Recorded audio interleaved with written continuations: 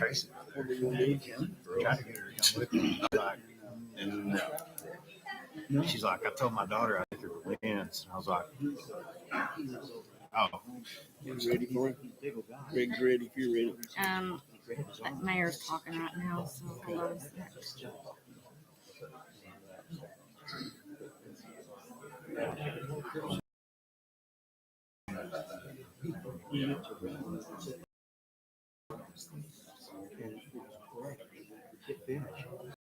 And you go back to the golf cart and the four police officers standing by our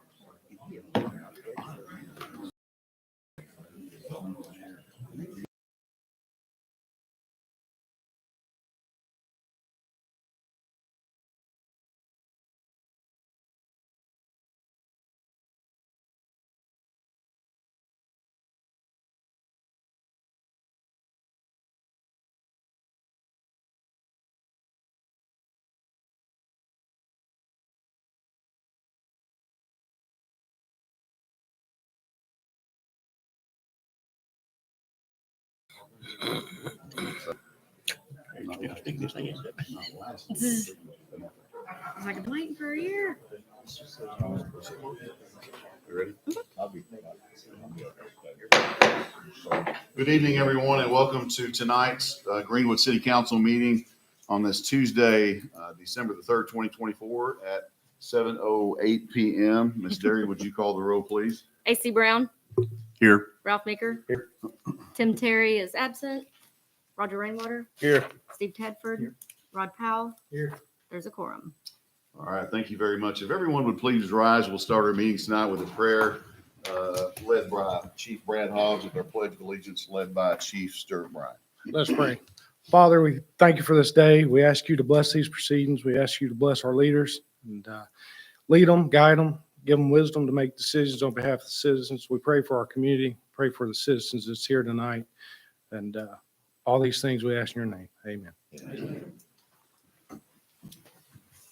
Pledge allegiance to the flag of the United States of America and to the republic for which it stands, one nation, under God, indivisible, with liberty and justice for all. Thank you. You may be seated. Before we get any farther away from that prayer, thank you, Chief, that I want to acknowledge a young lady that's not here tonight, but she certainly is a Greenwoodian. Her mother is Laura Shepard. If you may or may not have seen anything about this on Facebook, Laura used to work for the city, was a receptionist for us. And her daughter Eva, is very, very sick with cancer. Recently, she herself put on TikTok, I think. I'm not a TikTok guy, but she posted on TikTok herself that she has a short time, 6 to 8 months, and she was thanking everybody for their and asked that we continue to pray for her and pray for a miracle. So wanted to announce that she's quite a young lady. If you've never met her, I advise you and encourage you to, if you get a chance. I think the goal that they have for this family is to have Eva to get to do all the things that she wants to do, whether it be the zoo or whatever. She's gonna sing karaoke at the Crab Shack Wednesday night. So if you're so inclined, come and enjoy. She recently learned how to do karaoke, and she's going to go do that. So very important part of our community, and I just want to pass that on. With that, I would ask the council for their consideration and approval of minutes for the November 7th, 2024 regular city council meeting.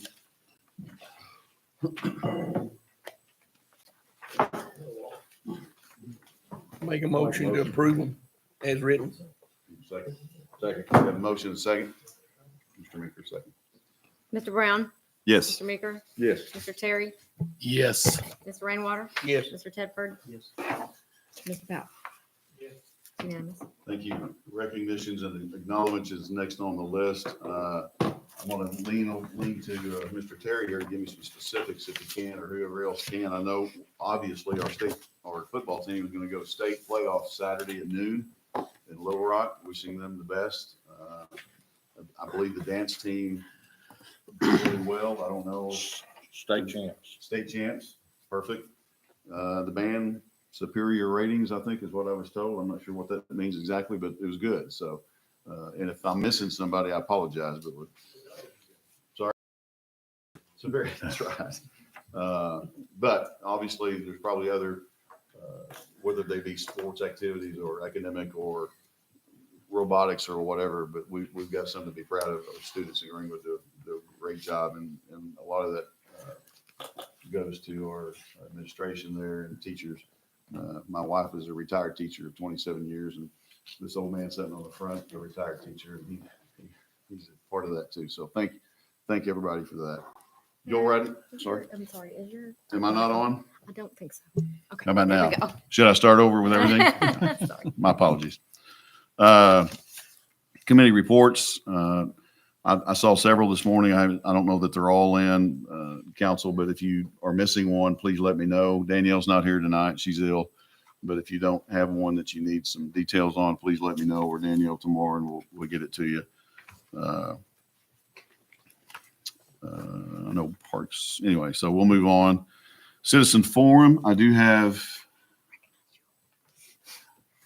need to do that. I think a good time to do that. I had it on my other note. So I need to recognize someone tonight that has spent, I don't know, 40, 50 years, not really, but several years serving our community. Back in the day, we started with a parks committee, and that turned into one of my favorite, and I think Mr. Goldstein would agree, one of our favorite places to meet was McDonald's in the play area where they had the plastic balls. We didn't get in there, but we chose that because we could have breakfast and have a good meeting years ago.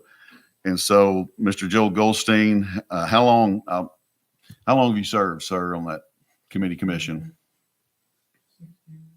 16, and did a wonderful job. Joel chaired that. It's now a commission, Parks Commission. Joel chaired that twice, I think. Yeah, give or take. Just an outstanding performance, sir. Okay. So I don't have anything to give him. We're going to work on that a little bit later, other than my thank you, sir. I was the parks director back when we were meeting as a committee, and I appreciate your involvement, and certainly your lovely wife for allowing you to do that. We all know that there's a wonderful woman standing behind or beside each man, so that makes things work. Miss Donna, we love you and we appreciate what you've been standing beside Joel. Joel, thank you so much for serving as on the committee and the commission, and we'll lean on you for advice as we move forward with our projects and everything. So thank you so very much. Did you want to speak? I've got an hour slotted for you. Thank you, sir. Okay. Well, thank you very much. I appreciate what you do.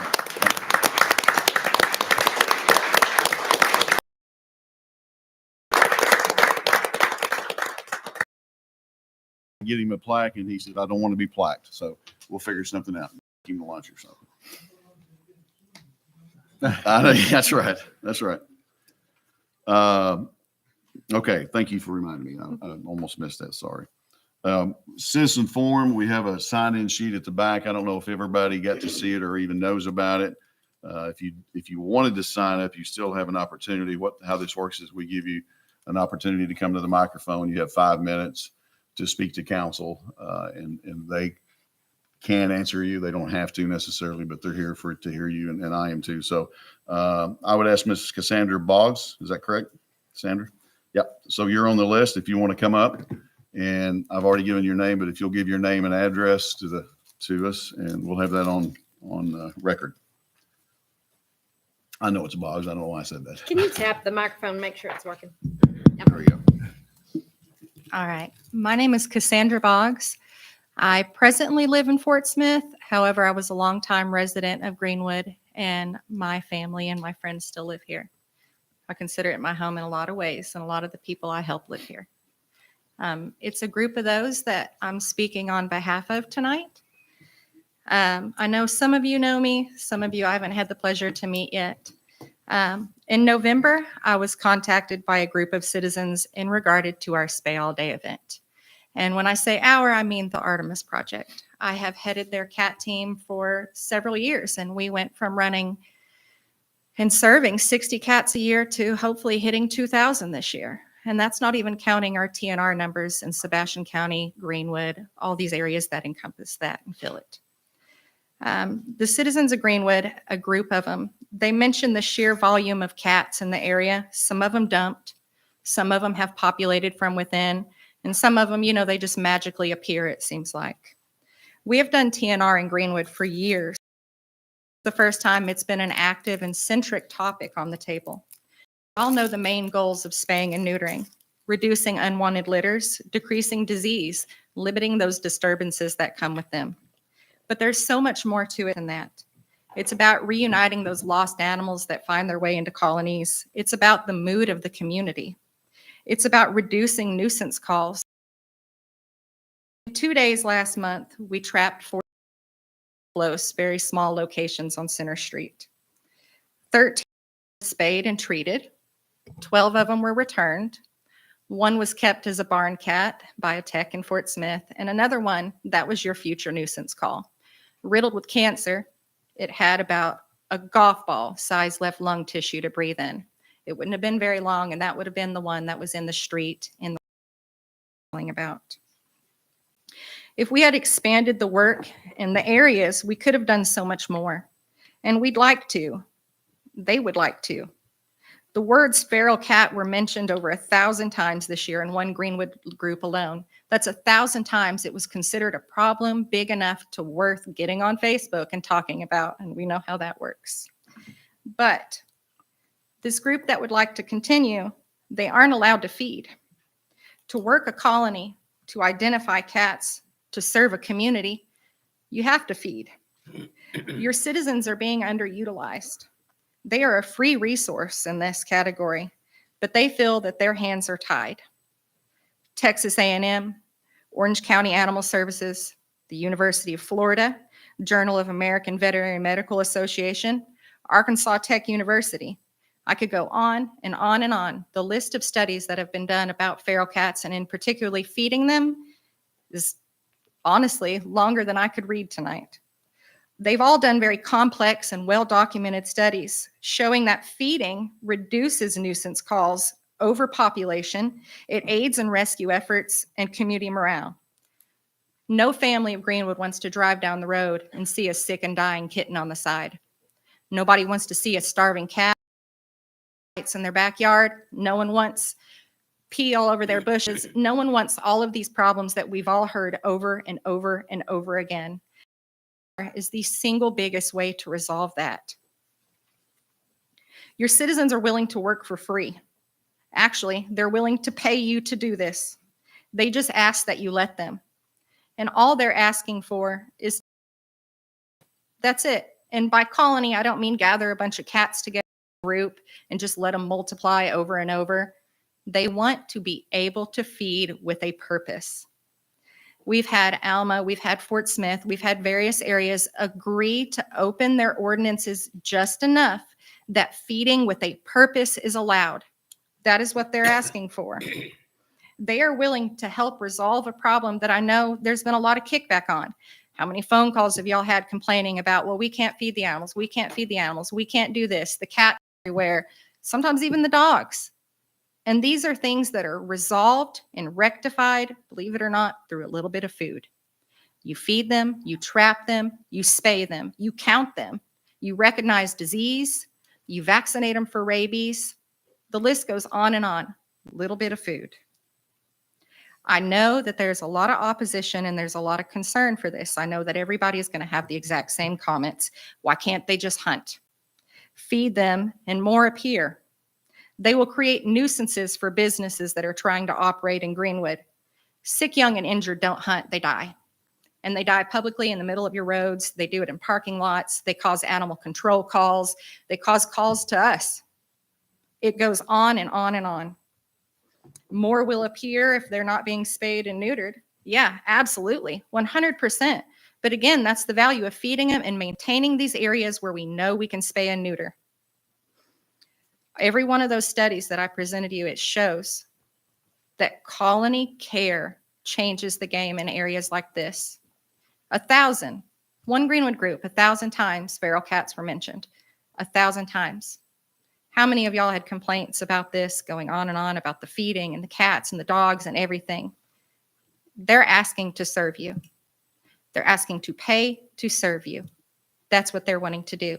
And we're asking to support them in this, and we are more than willing. Think about every pet that you've had, every little animal that's roamed through. Think about them. Coach Kincaid at Greenwood has one of our cats. We've helped them significantly with it. They consider it their mascot.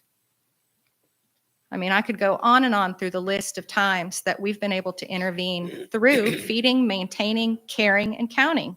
One part of this is not efficient. It takes the entire circle. I've trained them. I've talked to them. I've showed them what to buy. I've showed them what to do, and we're willing to expand this across Greenwood. We just want to see a local room. We just need a little room to be able to help, and that's all we're asking for. We're not saying open feeding. That's not what we want. We want supervised feeding. We want feeding while on property. We want colony caretaking. That's what we want. That's it. Just give us that little bit of room to continue to work. And that 13 cats that we did in 2 days goes on and on and on, and it continues. No one wants to see the kind of things that we see all the time that y'all see. Help us limit it. How many of y'all have ever fed a cat or a dog? Seen it in your front yard and gave it a little bit of something? We've all done it. We're just asking to rectify it beyond the food. And if that's not something we're willing to consider in this meeting, I'm perfectly willing to sit down and discuss this further. I've done this for many years. I'm very passionate about it. I'm passionate about what it does for the community, for how happy it makes people to see this change. I would love to sit down and talk to all of you, and every one of these studies and the things that I've mentioned in this, I'll be emailing every one of you tonight so you have it in a firm copy to review later. And like I said, if we can't do it today, just consider it for them. Yeah. Consider it. Thank you, ma'am. Thank you. Appreciate you.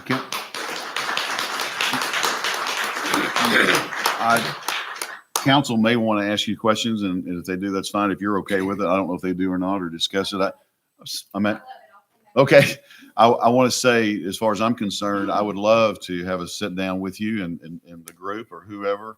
Kyla Gwynn, as you probably know, is our animal control officer. You're probably aware of Kyla. I tried to get her to come tonight. She couldn't because of our kids needed to take care of them. I appreciate your presentation. It's very informative.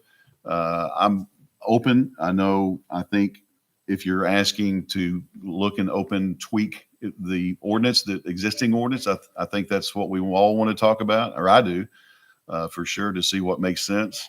I don't have Dan. Hunter, would you make sure that you guys know how to get a hold of Kyla, right? So if you'll reach out to Kyla, as far as now, they may want to do something else tonight too. I don't know, because right, yeah, sure, understand. So, Mr. Brown, I was just saying, you will send us an email of the information and stuff about that? Every one of you, I have an email already drafted, ready to go out that has my contact information, some of the information that we've done just in the last month, has this presentation, the studies on what feeding and colony care can do for a community like this. So all of that will be there. And how many are in your group here and represented from Greenwood? That's just 5 right now.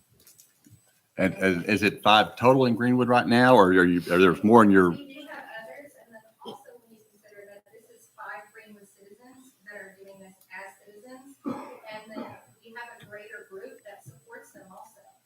So it does effectively become limitless on what we're able to do should the option arise.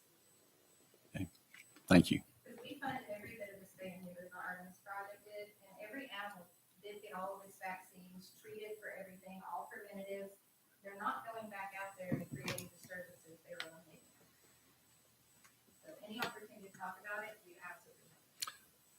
okay. Anybody else? Cassie, the ones that you give vaccines to, are those affixed with any kind of label or any kind of? So every single animal that is altered receives a rabies and all of its preventatives. So preventatives, I mean, feeding tick, wormer, etc. And they are also ear tick, so that they're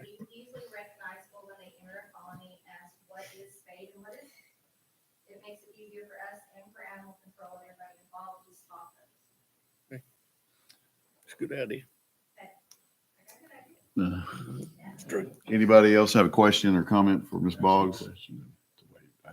Thank you so much for being here. Please reach out to Kyla. Kyla's actually on the phone trying to communicate a little bit with us or at least listening in. I would invite you please to, or call my office, call here and let's set up an appointment. Whoever you want to bring and I have to speak on it, but we might turn into studies yeah. And anything, as Mr. Brown said, anything you can get to these guys, the better that they have to look at and talk about. So. Yes, ma'am. My cat, sorry. I fed a cat today outside, so we are guilty. We beautiful black cat. So I don't know whose it is, but yeah. So thank you very much for coming. Appreciate everybody's. There is an issue in Greenwood, and I wouldn't call it a problem necessarily, but there's an issue. So thank you so much. Absolutely, absolutely. I'm not a judge. You don't have to ask. It makes a great paperweight. Oh, okay. Thank Get around to reading. you. Okay. There's a lot there. Perfect. LA Cats Rescue's Guide to Managing. It's got pictures too, so I can handle this. Great picture. You're good. Okay. Question. Closure. Yes. How does our community compare to other communities with the colonies you're seeing? As far as number of animals or, well, that's the problem. That's one of the issues right now is that we've been unable to count in honestly, any realistic volume because so much of this is done quietly. No citizen really wants to admit to feeding right now, and nobody really wants to admit Did to I say getting my involved wife? in It it. wasn't my wife. Neighbor. Write that down. Put that in my report. Yeah. But like I said, that's one of the bigger issues is that there is so much confusion and concern with this nuisance feeding ordinance as to, is Joe down the road going to get locked up because they admitted to feeding this cat? I'm not even sure, to be honest. I mean, are they going to get cited? I don't know. The only thing I tell people all the time is, report what you see. We will keep account. Let us know if you see issues, medical or otherwise. We'll resolve that even faster. If it's a business and it's impeding anything, we'll make sure it goes to the top of the list. And aside from that, begging your pardon, but don't get caught. Do you know of anybody that's ever been cited? Yes. And I will say that, again, this is why it's important to open a big conversation on this, is the individual that was cited reached out to me and wanted some assistance with that citation. And I told him, I agree with the citation as of right now.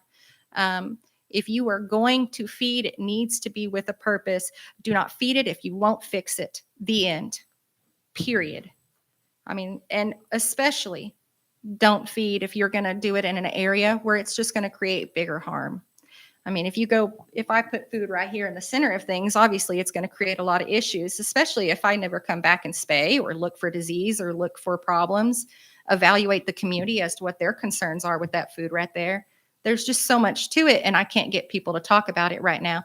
Getting them to open it up and to do TNR, was effectively easy. They reached out to me. They are very passionate about this. They have noticed this was a significant issue. Taco Bell, Casey's, Pizza Hut, Domino's, those were the locations that we did last month because they are the most mentioned. They seem to create honestly, the most volume of calls and messages for us. And I'm sure a significant number for Kyla, to be honest, being right there in an urban area, affecting a business, affecting the flow of traffic. And again, that's another reason why we put one in a barn home and we made sure that the medical issues with the one was addressed, because those are the source of a lot of problems. So why not resolve that? But we do have a lot of single citizens also. There's a really nice lady named Marilyn who lives over by Westwood. Of course, I can't remember where at right now, but she had an outside cat that turned up. Just again, you know how it goes spontaneously. These things, they just seem to appear in your yard sometimes. And she started feeding it. We fixed it. We told her, if you can get it social at all, we'll put it in a home. If you can't, we'll put it in a barn. And she was addressed by animal control that, if you continue to feed this, we're going to haul it off or it's going to be a problem. And again, I don't report this as a complaint of any kind. I'm not saying this with any negativity. I'm just relating where things are at right now and how it ties the hands of both your officers and your citizens. They have to go out and make a call specifically to tell Marilyn in Greenwood that she shouldn't feed this cat that showed up one day. I mean, but again, like I said, it's really hard to get accurate numbers in areas like this where there is so much secrecy to it and there is so much solidarity with people who are feeding that they don't want to talk about it. A lot of studies show that when you opened up managed feeding, feed to fix, that's what a lot of people call it, not only can you remove kittens as they appear and place them in homes, but also, I mean, unpopular topic, you can euthanize the ones that need that care so they don't become nuisance calls. And if you have one that's creating a huge issue and banging on the door of the dairy and nobody can get their milkshake when they want it, then we put it in a barn home. I mean, you open up things and it's amazing what you can find. But right now it's just too closed down to create the kind of change that they want. I mean, if I walked around right now and asked everybody in here, how many times have you thought a cat was a problem in Greenwood? They'd probably all raise their hand. But would they admit to feeding them? No. Would I ask them how many cats there were and they would say, I don't know. I'm not even sure. I just need a dialogue opened up so we can do something. Just for my benefit, would you define a barn home? I mean, what is that? Does that mean that out in the country? So barn homes aren't always barns. Sometimes they're sheds. Sometimes they're people with a lot of property. Sometimes it's somebody who lives in an area who's open to having an outdoor cat. I know Lori over there has a couple of barn cats and she has a big shop, but really it's just a fancy word for this cat cannot return to where it was. So what are we going to do with it? What do we do with this thing that has created a nuisance or has been injured or is just social enough? I mean, there's a lot of categories that we function within when it comes to barn homes. And when it comes down to it, we find one, we try to find a placement for it. We have, I've placed several here within Greenwood on property that came out of urban areas or like the one that came from behind Taco Bell. It was a hateful cat. It was rude. It was very disrespectful. It was very feral. And it was also very eye-catching. And so a lot of people were slowing down to stop to look at it. It's really pretty Siamese. One of the techs took it home. They have a bunch of property. They gave it a styrofoam box in their yard, a bowl of food, a bowl of water that they're not supposed to have. And they said, here you go, live your life. And that's what we try to do. Of course, barn homes, you know, I mean, we never have enough of those as we do cats, but we're all volunteers. None of us get paid. They're not getting paid. I'm not getting paid. We're just sitting around trying to find people on Facebook, asking them to take animals from places like this because that's the only option they have. Carrot, I'm sorry. Would you come to the mic? Thank you. That's okay. I know. I just need you on the recorder. Those who are watching YouTube also, Yeah. they cannot hear Yeah, unless they're- you're speaking yeah, into the we're- mic. YouTube. So name and address for me real Oh, quick. Kara Eford, Thank you. address Greenwood. So here's my experience with finding animals. They're not feral. They're domesticated animals. A cat's a domesticated animal that someone has abandoned. And if we can catch them and find them when they're first abandoned, we can rehome them, fix them much quicker than just leaving them for years. There's 2, 3 behind somewhere, Domino's or somewhere. They like people. So if we can trap them, get them fixed, we could find a home for them. They like pizza. They like pizza too. So feral cats were a domesticated cat at one time, unless of course it had kittens, you know. But they don't just magically appear. Someone's dumping them. People are abandoning their animals. And then, yes, they go looking for food. So if we feed them 8 o'clock, 9 o'clock, certain times of the night, when I sat out and tried to catch them, the same ones are coming up. So you get to know their routine and they know our routine. And then it just makes it easier, just so much easier to take care of them. And then there's not 15. Then we can knock it number down to 5 or less. And then this one little kitten showed up. So we just discovered it So we can go take care of that quickly if we don't get a ticket. Okay, you see what we're saying? We're very passionate about this, and we love the animals and we love cats.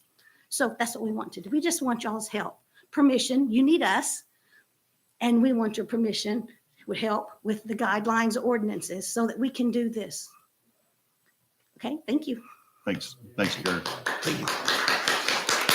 So if you would provide, whenever we meet or anytime you can, provide what Fort Smith, I think they allowed you to do some tweaking, if I keep calling it. So get that to us too, so we can kind of see what's going on there. And we don't like to copy everybody else's ordinances or anything, but it don't need creating a wheel if it's already created. So, but yeah, we want to talk to you. We want to work with you. It was years ago. I don't know if anybody, Ms. Ransom maybe was one. I had Artemis, and I say I had them. They were in my office. I can't remember who all was here, but we had a short discussion a few years ago. And unfortunately, we didn't get anything accomplished, I guess, over the years. So I'm anxious to get something worked out. I've been with them a couple of years, and I had said before that I would never go back into doing this. And Yeah. here I am. Yeah. But I will say off the record, I promise I won't tell anybody about what. Okay, thank you. Thank you very much. Thank you. And thank you, Dan. Yes, thank you. Let me know. Reach out tomorrow or whenever. Okay, I'm going to go backwards a little bit. I'm going to ask Mr. Goldstein to come up front. I said I didn't have a gift for him. I really don't, but I've got a piece of paper. So, I've already given him one round of applause. I don't know that he deserves it, but we'll talk about it here. So this is a certificate of appreciation. This certificate is an expression of gratitude to Joe Goldstein in recognition of Parks Commission membership since 2012. And it's got my signature and City Clerk Treasurer Charlotte Terry. So we thank you very much, sir, for your service. We appreciate it.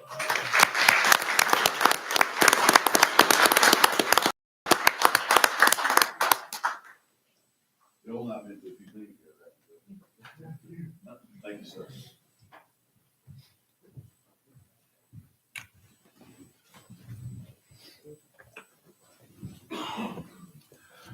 Okay, we are moving on to financial report. Mr. Marsh? Mr. Mayor, Yes, sir. I know you have something Oh, planned for, but I know that this is Greg's last official Oh, yeah. meeting. Oh, yeah, His I'm bringing him last- up. Oh, okay. I'm bringing him up. All Yeah. right, great. He didn't like it, but yeah.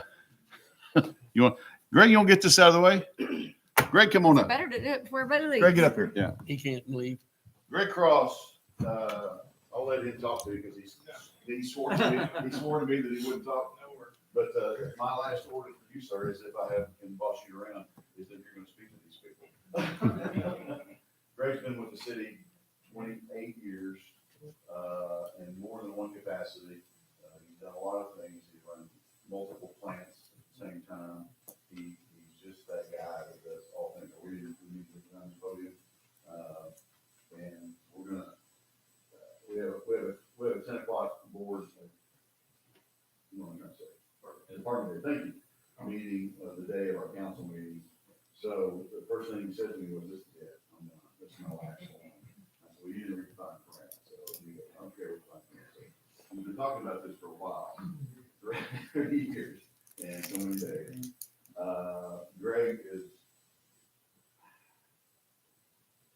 Greg is a strong person, not just physically, but just a good guy. I know that seems kind of plain and mundane, but Greg is just a good person. And I knew this when I first came on as Parks Director. We are a little, I know you want me to tell it, but we're a little bit kin. And so he told me, "You tell it." And I'll tell it. He came, when I was Parks Director, he came into my office basically and said, "Just because we're kin doesn't mean I'm never going to help you." So don't get any idea. And then when I became mayor, he came back in, I'm like, out of my office. So he's just a good guy. He's always done things correctly. He's always done it right. He's always been above board. He's just that guy that you can depend on that has performed all these years. And I wasn't here all of them, but I've been here quite a few. And just to watch him and hear him and know him has been intense. A big time, I don't know what else to pleasure for me to get to know him and to watch him work. And we're gonna miss him big time. I told him, we will come to your house, for dinner or whatever we need to, to make you feel like home, you're home still. But thank you, Greg Cross. You have made Greenwood what it is today. You will always have a place in our hearts. So thank you, sir.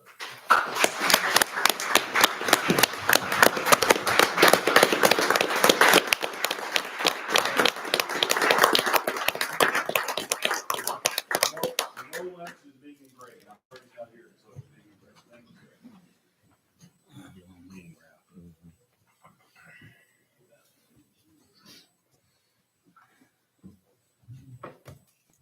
And you have to stay the rest of the meeting.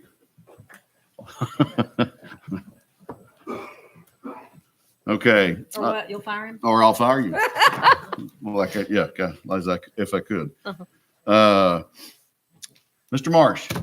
Due to the rather lengthy finished and unfinished business, or unfinished business and new business, and some additions to the agenda, I'm going to keep this really short and sweet. Just give you the highlights. A couple of things before I get into the actual numbers. One is that the field work for the audit, for legislative audit, has been completed, and it's in the supervisory review right now. The second thing.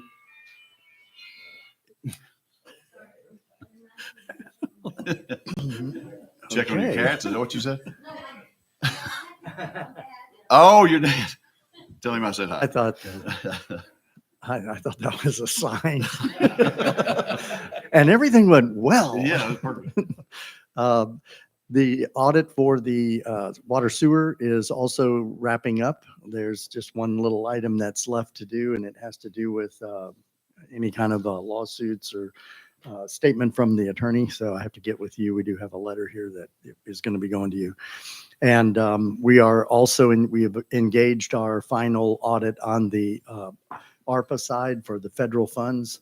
And they've received all the documents from us. They're doing most of the work at their office in Fayetteville. And they will be here on site for one day, most likely, to wrap that up and give us the final audit that we need in order to close the books on the ARPA money from 3 years ago. Okay. As far as the November is concerned, tax actually had a very good month as far as month over same year month. It was for a different year rather. So we were up, I'll just let you see the number. It was 26.6%, the number for November 24 over November 23. That was a rather significant increase. And it jumped our amount that we were cumulative from 4.83% to 6.71. So we are well above, as you saw on this previous slide right here. We are 2.21% now for the year above what we budgeted at 4.5%. Kind of figured that the city sales and use tax was tracking that way. And there's a lot of reasons that I've gone over the last two council meetings why. I gave you the detailed analysis of that and the county sales tax. As far as the county is concerned, though, it is still lagging. The 4.5% that we based that on was dovetailing off of the city sales and use tax. Cumulative growth 24 over 23 was it's right at 9.96 or just under 1%. So for the year, we're under budget by 5.46%. I will show you on the county side. Let's go here.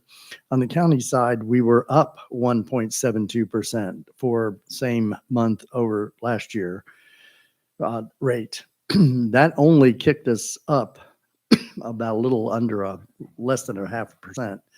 So in order for us to be flat, in other words, the same amount of 2.6 million that we accumulated in the year of 2023 for the 2024 period, we are going to need, let's see where it is right here.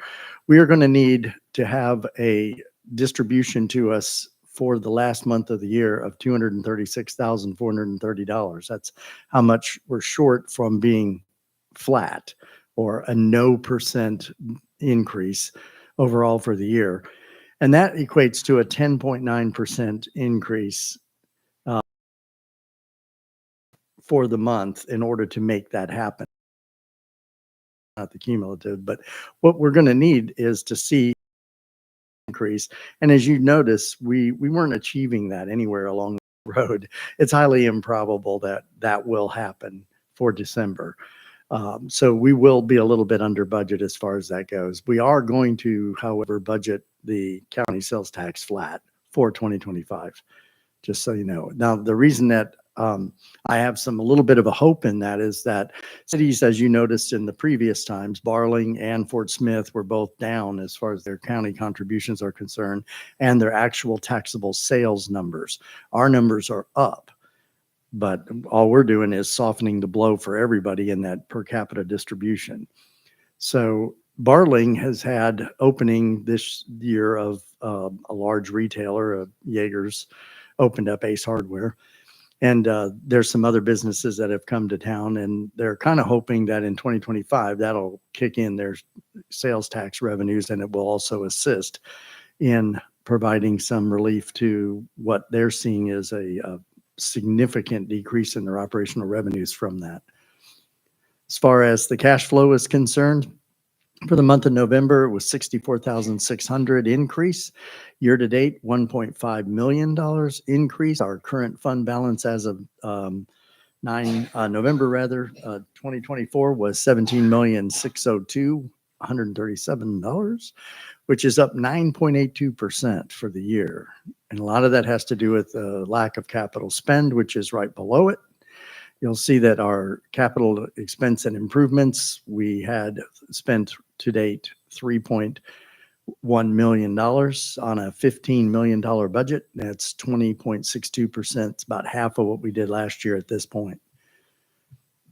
So that's why these numbers are up. Now, just because there's fund balances total all in of the city of 17 million doesn't mean that the majority of that isn't accounted for. It's committed monies. There's a lot of that coming from the water sewer.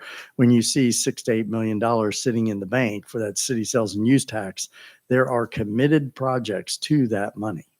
That the projects haven't come out of engineering yet, or they're just in the early stages of being done. But it's not like, oh, we can just divert that to some immediate project we have. There's still some contingency concerns that we have with that money, primarily because they are committed already to projects. And you'll see that in the carryover on the 2025 budget from water sewer. And that's pretty much it. Thank you, sir. Any questions, comments from council? One other thing. Remember, Thursday night, we have a budget study session. It will be for water sewer, and that is 6 actual budgets. Just so you. Tom, what are you, you said that you're doing the county sales tax flat. What are you proposing for the city sales tax? 3. 3? You'll see that on Thursday. Thank you, Tom. Next is, Mr. Terry wants to know what's on the menu. I'll have to check with Danielle. We'll find out. Agenda additions. This morning, we had added 2 per our department heads with the council's approval.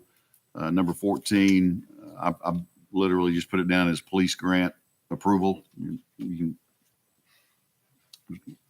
and number 15 being planning, approval of phase 1B for the curve, dedications and bonding, I think is how we put it down.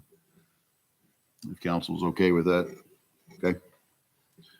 I want to put the gentleman in front of everybody tonight. He came in from Little Rock. It was kind of a surprise visit. We're pleased that he's here tonight, but I want to introduce the Arkansas State Fire Marshal Dennis Free is here. And I know we have on the agenda later, like way down number 9, to bring a council up to up to date on the Senior Citizen Center. But I guess you're heading back to Little Rock, sir, when you leave. So we'll try to get you out of here. So Move it up. yeah, if with council's approval, I'll put him up at the top and let him speak. Okay. Arthur, well, I'm basically here just to answer any questions that you may have on the project at the city, the Senior Citizen Community Center. Now, I will apologize. There's a gentleman called me this afternoon asking questions, and I told him I hadn't spoke with anybody about this project. But you got to understand, I do the whole state, and I get 50 or 60 calls a week. So I forgot the conversation that I had with Chief Bryant. And when I informed him that I was coming up for the meeting tonight, he said, well, we've already spoke on this. And he refreshed my memory on what we had spoken about. And the building is an existing building. It's what I understand the city has adopted, has annexed this into the city now. With that being an existing building and the assembly occupancy has not changed and it's been continued to be owned, there's not a requirement that the building be sprinkled unless there was an addition to increase the size of that building. There's not a requirement to set a fire hydrant for that building because it's existing and just being annexed into a city, whether it be if it was a church, a dollar store, anything that does not require that a fire hydrant be placed for that building unless they increase the size of the building. Any modifications inside the building will not require either one of those to be brought in to place. At the time this building was built, I believe y'all said it was 4 years ago when it was built. At that time, the architect should have submitted plans either to the county or to the city if it was inside their zoning district. They should have submitted plans to be reviewed. And if there was nobody local, they should have sent them to the state. I don't recall any plans being sent for that building, but with that being said, we can't go back and make a building that's 4 years old be brought up to code because it got by and got built under the county negligence or was not informed of what was being going on. So if anybody's got any questions. Anyone? So you were giving some history on that, and it's in essence grandfathered because. Well, there's not really a grandfather clause in the codes. Well, okay, I'm just speaking kind of in general terms, but I guess what I'm saying is it may not be required, but is it right? I mean, I'm thinking that, if you say, well, unless the building were enlarged, it doesn't have. If the building had been vacant for 5 years, say if the building, then say if you had an A2 or an A3, which is what this building is going to be classified as, if it was vacant for 5 years, then the code says that the fire chief or the building official may go back and bring it up to code. It doesn't say that they have to. It says may. But this building has not been vacant for 5 years. It's not, what I understand, it was being operated, the city bought it and just doing little modifications inside. So as far as saying that it's right, what should have been done is when the building was built, it should have been submitted plans to the locals or to the state. And that's a failure on the architect's part that he did not submit those plans to anybody. Now I can go back and check my records and make sure that they wasn't sent to the state. And this is not the architect that we have hired. This is the architect who was built when it was. Yeah, that was when it was built. Okay, so what is our recommendation? So you're saying we have the ability to come in and say, let's bring it up to code. Okay, if it had been vacant for 5 years, but if they've been operating that occupancy since the day that it was opened, and somebody else comes in and buy it, just because you're changing ownership does not mean that building has to be brought up. That's just like a daycare. If a daycare has been operating since 1965 and they sell that daycare out to 2 or 3 different owners, as long as they do not move those children around or add to the building, then that daycare rocks on just like it did when it was built in 1965. It does not have to come up to code. Now, it doesn't make it right, but that's the way the rules are. I guess what kind of speaks to me is we're in charge of building code. We oversee building code. I would think that we would go out of our way to make sure we meet building code. And that's what kind of strikes me about the whole conversation of whether or not it should have to have a fire hydrant for sprinklers. I'm just looking at today, if we build a building, would we enforce that? And I If you was, think if we you was building a would. new building today, yes, sir, it would be enforced. So we're looking at a building that's gonna house at times many of our citizens who, you know, I think we want to protect. I just think that it, I for one would want us to make sure we're bringing any building that's gonna Now, house if, our citizens. if you was changing that occupancy classification, say this is an A2 or an A3, and that building was sold to, okay, we'll go back to daycare. If they sell it to a daycare, then that building would have to be brought up to the current code for that daycare. Yeah.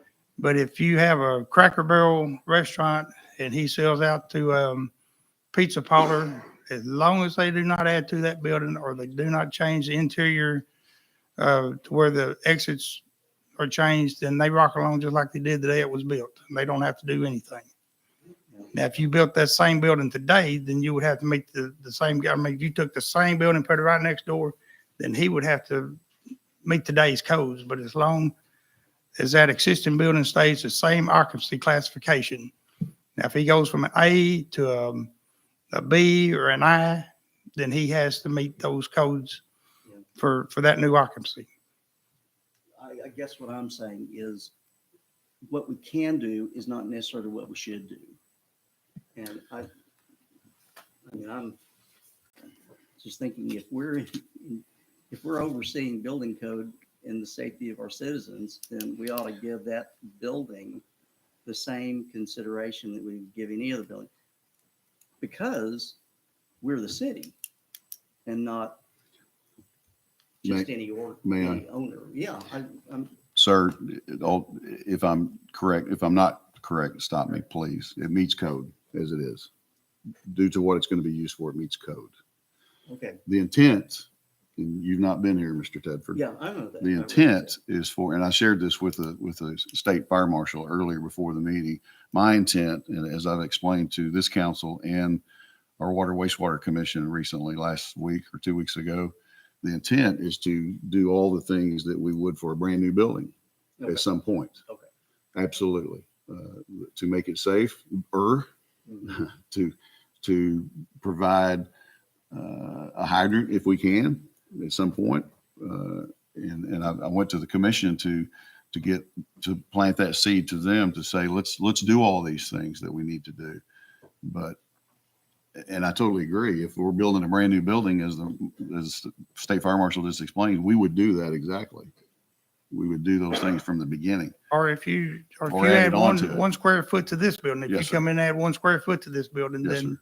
you'd have to bring it up to code. And so I also, with Mr. Free, we were back in the back in Hunter's office looking at the plans. We intend to add petition inside this building to designate a game room and a billiard room, which will actually take square footage off the dining area, which will help in the matter instead of hurt. So, but as he mentioned, things that go on inside, and the chief knows too, Mr. Tedford, that I'm leaning on him to make this building as safe as it possibly can, interior wise, because he's in charge of that. Our own fire marshal, chief, is going to be in charge of that. So we have no intention of putting anybody in a building that doesn't meet code, as this one does. If I'm correct. As it stands right now, it meets codes for an existing building and what was allowed when it was built. Yes, sir. Thank you. Sir, so you're saying if we added 1 foot to that building, we would have to bring it all up Yes, sir. to code as it exists today? Yes, if you add 1 square foot to it, because you're increasing the size of the building. And so when you do any construction of that building or adding square footage to it, then you have to meet current code. Is that Now, the only way that, and I use this word, I don't like it, the only way to get around that is if you put a 2-hour fire separation between the new addition and the existing addition. so is that just conditioned space, or could we add an awning to it?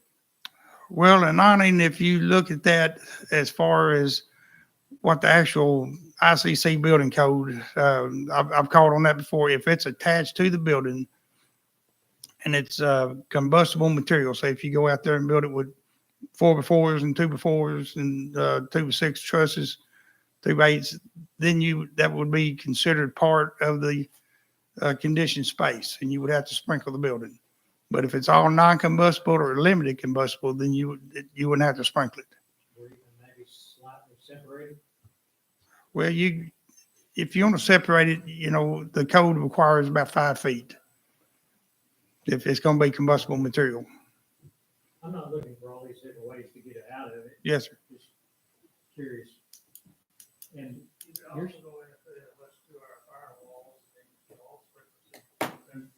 Yeah, and when a building like this is, like this one was 4 or 5 years ago, whatever it was, the architect should have submitted that. he should have submitted plans, and at that time, he would have had to sprinkle. If his occupant load for the dining area was over 100, he'd have to sprinkle it. What the code's going to tell you, if you meet any one of these 3 options for an A2 or an A3, is if an A2 is 5,000 square feet, you sprinkle it. Or if you have an area other than the level of expected discharge, you have to sprinkle it. Or if you have an occupant load of 100 or more, you have to sprinkle it. So if you say, if the occupant load that stands right now is 110, but when they put the wall in for the billiard room and stuff, that's going to lower your occupant load for that dining room down below 99. And so that keeps you from sprinkling the building. What is the occupancy load on this building now? Well, for the dining area, it was 110 is what I looked at on the plans a while ago. Now, as far as office spaces and those, you probably figure, I'm just guessing. I figure about 2 people to a room, but that would not be considered into the fire area of that dining room. We can only enforce things within our city limits, correct? We can't. Well, there's not a- the state fire code is statewide whether the city adopts it or not. So this is the very minimum that you can do. Now you can go stronger than my code, but you just can't go less. But this is enforceable whether a city or a county or anybody adopts it, physically adopts it. It's adopted by the state, so it's enforced statewide. But what we run into trouble like this situation here, architects will say you're out in the county, you don't have to abide by codes. And that's probably what happened on this building. Current plan, one we showed him back there, so we pulled up real quick, so we can look off the load. The current plan they have has a 2-hour firewall for the billiard room and another room, and it drops the object load down, may load 100 for the assembly area. And so, but all that's still good point because of the, making changes to the outside and all that is still, is all things that we wish we could enforce. He's just like me, we like to see everything. We like to see everything sprinkled. Oh, yeah, we could sprinkle everything, outhouses be sprinkled. So Right. That'd be alarming, wouldn't it? That make things interesting. Nothing like wet toilet paper to read. So you're, as state fire marshal, there's one of you, and you're. Well, authority is direct. I'm the state fire marshal, then I have 2 inspectors that work under me, and we cover the whole state, but I get about 98% of the calls. And then our local authority is the fire marshal there. He's fire marshal for the city, but then he, if he has an issue or a problem or doesn't understand something, he calls my office and we tell him, the interpretation of the code. And if we don't know the code, we call ICC and get the official. They're the ones that actually wrote the code, so we get their opinion if we can't figure it out. What does ICC stand That's the International Code Council. And the Arkansas Fire Code is adopted off of that, and then we put we either put in or take out what ICC that doesn't apply to this state. How often does ICC change their code? ICC changes codes every 4 years. We look at codes every 6 years. We're trying to change that since we changed over We used to be with state police, and state police like to keep it every 6 years, you know, but now we're going to try and go back and adopt a code every time ICC adopts a code. And so that'll keep us current with them, but it's a long process getting that done. And then when y'all make a recommendation to the legislature, does the legislature? Yes, the legislator gets to look at it, then it goes public, public gets to look at it, and then it goes back to legislative, then it comes back to us for the final review, and then the legislator will put the final vote on it. At that moment, it's the minimum for the state of Arkansas. Yes, sir, it's the minimum. The local communities can add to it. They, can increase it. they can add to it, but they just can't take anything away from it. Off of this topic, but still on fire, Okay. do you know of communities that do a good job on their multifamily with detection? That's another big issue we have across the state. 1 and 2 family dwellings are not required to be sprinkled. Once you get to a triplex and above, that building has to be sprinkled. State law. State law. Separated with 2-hour firewall. Well, the only time you can do the 2-hour firewall is in townhouses. So when that's a 2-hour wall between each one, and that makes those a single family dwelling. They'll know you may have 20 units. They're all considered a single family because they have a 2-hour, and it's a true 2-hour firewall. Now you have firewalls, and that's from the foundation up through the roof, about 4 feet. Fire separation is from the foundation to the underside of the roof deck with no penetrations. And as someone in the fire service, you'd be happy just seeing everything sprinkled. That'd be till death.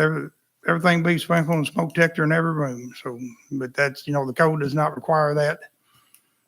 Now, if you look in volume 3, you're talking about the multifamily. Volume 3 requires that all single family homes be sprinkled.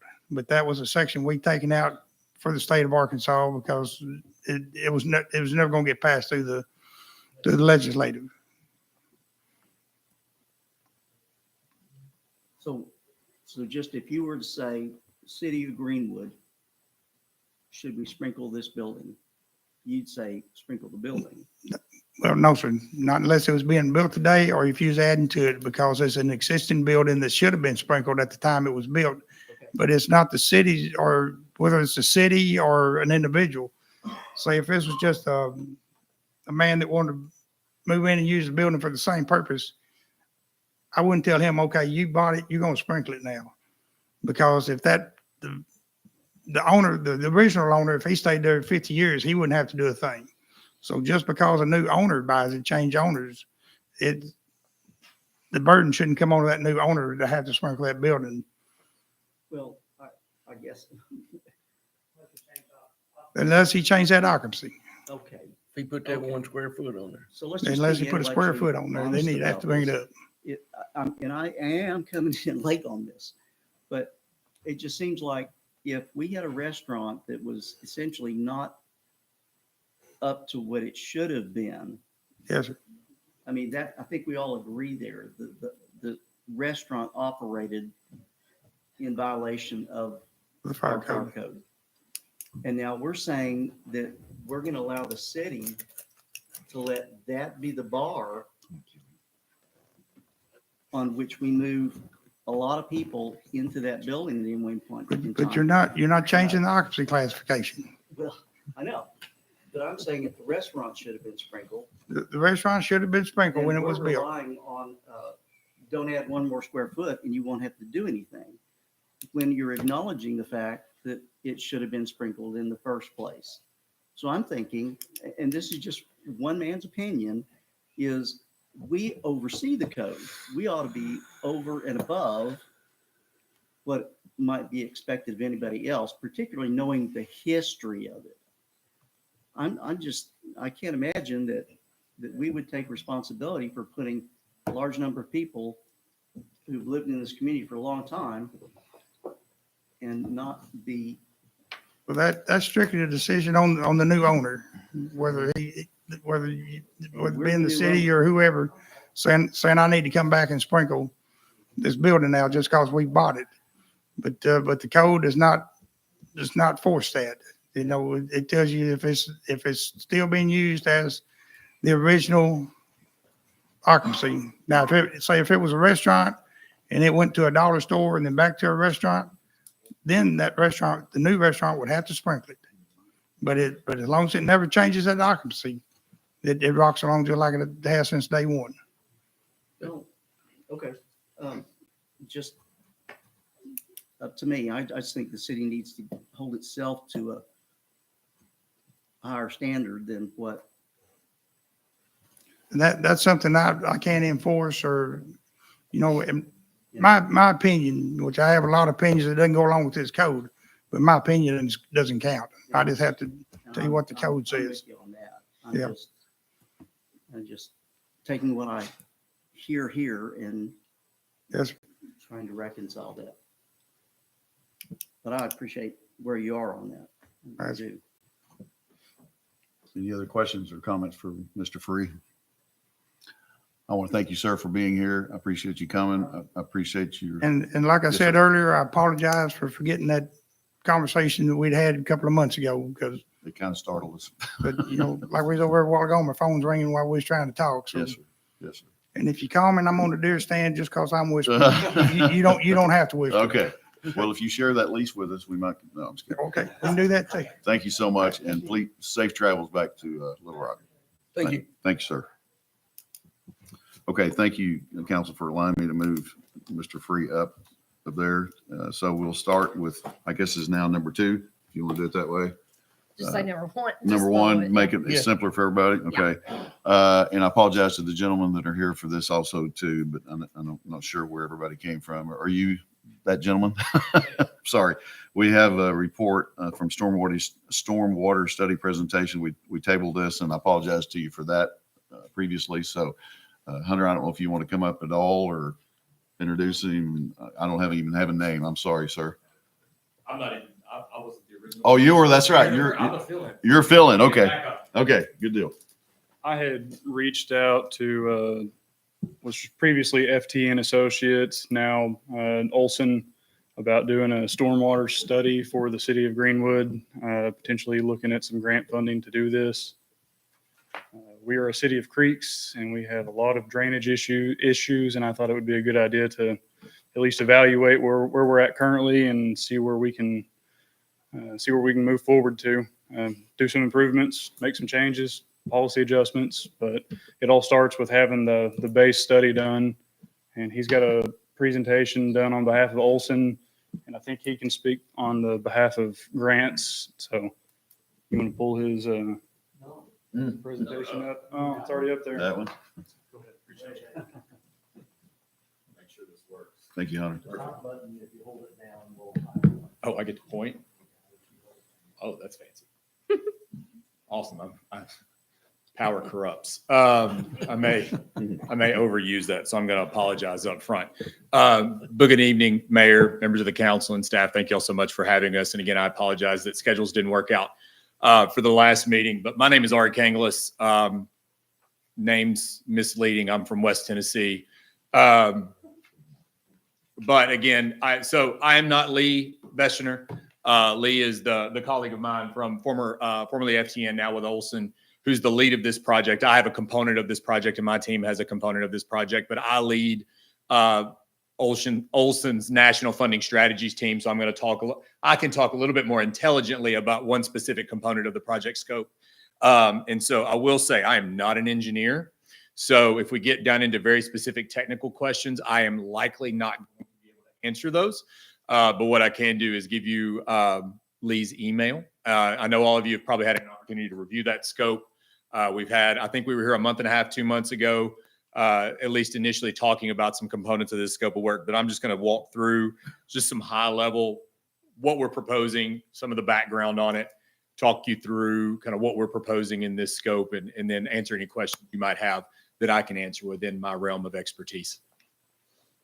So again, I don't want to minimize anybody's intelligence here, but obviously stormwater management, as Hunter mentioned, is obviously an issue. And obviously cities like Greenwood grow, new development, new impervious surface, new rooftops, new roadways, new concrete obviously affect how water moves throughout the city.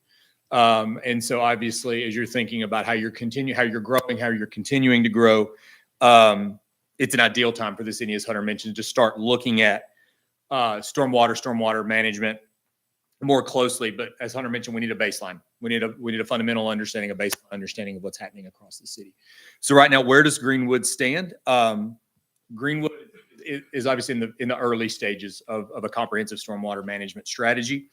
And right now currently lacks a lot of what we'd consider traditional subsurface stormwater management infrastructure. However, as the city grows, you have new development ordinances, as we just kind of heard about a little bit on the fire side. Obviously, new development are going to come in and improve some of that subsurface drainage infrastructure. But obviously, as we know, there are hot spots. There are areas of issue that can consistently flood. And obviously, it gives us an opportunity to come in and get in front of that, understand better where those hot spots are, the magnitude of those hot spots, and then be able to plan going forward and make potential recommendations for improvements. So the scope of work that we proposed really has three parts. And it's pretty logical when you think about it. But the first is really data gathering and analysis, really understanding gaps. So what data are we currently working with? What data sets does the city currently have? And understanding where those gaps are. The second component is obviously the stormwater analysis, building a modeling system and a modeling network to understand the magnitude of those impacts, where those hotspots are, confirming existing conditions. And then the last part, which I can speak more intelligently about, is the funding prioritization. One of the things that we have the ability to do, and Olson and my team can do, is ultimately start to make recommendations on how to actually go forward and get alternative funding in place to be able to make some of these improvements. So I'll talk about each one of these in turn. So first, the data gathering and gap analysis. Our understanding right now is that currently Greenwood has several different data sets that it uses to monitor and manage and understand stormwater infrastructure across the city. However, the extent and range of that data right now is a little unknown. And so, for example, where development and drainage infrastructure currently is unclear based on existing plans, pre-development plans. And as a part of that gap analysis, we'll actually go in and confirm existing conditions, understand what was actually built, what's on the ground, what's not. And then we'll also work with city staff and personnel on data collection, analysis, and how to effectively understand what type of drainage infrastructure currently exists, how to map that, how to put that into a data set so that the city has a better data set to work with moving forward. So the second part is the analysis. You can see here kind of the process. So obviously it starts with a two-dimensional model. So looking at 2 to 500 year rain events and understand what actually happens in the city of Greenwood when that type of rain event happens, based on what our understanding is, what we've confirmed that's on the ground, put that into a stormwater model. Then we can start to really get an understanding of what's happening across the city. So again, we confirm those problem areas, where those hotspots are, and really get a better understanding of what existing conditions are across the city. Again, confirming those existing problems, and then also creating an infrastructure, right? Creating a data infrastructure that allows the city going forward when new developments come in, when those existing conditions change, so that you can go in and actually amend that data set, update that data set, and utilize this existing model to better understand what's going to happen and what type of stormwater impacts will happen in the city from that development, whether that's upstream, whether that's actually outside of the city of Greenwood, so something that may have happened out in the county, but it's going to have downstream effects. You can actually be able to model that. And again, also what's going to happen inside the city as well. This is going to allow us to do a couple different things, really start to prioritize and plan future improvements. How are we going to address those hotspots? Analyze future development patterns. If it's a new facility, new building, new type of development, what that development's at, how it's going to impact stormwater flow. And then ultimately, again, allow the city to be able to start to prioritize those improvements and start to look at you're thinking about your capital improvement planning that you talked a little bit about, some of your capital improvement projects. What's going to take top priority to most effectively alleviate some stormwater issues? And then where my team comes in, and a component of the scope, is the funding prioritization. So what we do is work closely with our technical teams. We'll work closely with Lee and our stormwater modelers, really understand, review the existing documents. What planning documents do you have? What work has already been done? What does the model show? Where are those hot spots? So we'll sit down and we'll have a kickoff meeting with everyone. This will be probably, I'd say 60 to 70% through the actual modeling process, where we really start to understand where those hotspots are. where the biggest challenges are, but also where are the greatest opportunities to make the most meaningful kind of quick impact on stormwater flow. We'll start to work with Lee and his team to identify those, and you to identify those priority projects. And then our role is actually to go out and help you identify alternative funding mechanisms to get those projects actually completed. So my team works on everything from loan programs, grant programs. We look at community development finance. We look at potential policy and ordinance changes, maybe development fees. We come up with a comprehensive strategy list so that you can actually take this as a playbook and say, here are 1, 2, 3 priority projects. And here are some opportunities and ways for you to go get that funded, whether that's reaching out to your congressional delegation through things like congressionally directed spending, community project funding, or whether that's grants or loans through entities like USDA, EDA, or others. And then again, we come in and help support implementation. So we're not just going to hand you a plan and say, go forth and do good work. We're actually here and can help you support through implementation and being able to do things like grant writing, loan writing. We can help with policy development, ordinance development as well. So with that, that's the end of my presentation. I would love to answer any questions you may have. Again, I'm not an engineer, but I will do my best to answer any questions you may have. And if not, I can always give you Lee's email. So what are some of your common funding sources? So there's a lot of different, obviously the one that most is probably most applicable is FEMA. We'll work through programs like the BRIC program, the Building Resilient Infrastructure Communities program. There's also hazard mitigation assistance. Obviously, that relies on a disaster declaration being made. But those are two that we most often can go to for stormwater improvements, especially in areas that have high capacity flooding, where there's things like residential areas where it's impacting a significant number of buildings over, consistently, whether it's at that 50-year, 100-year flood event. But then also this is an interesting one that we like to leverage.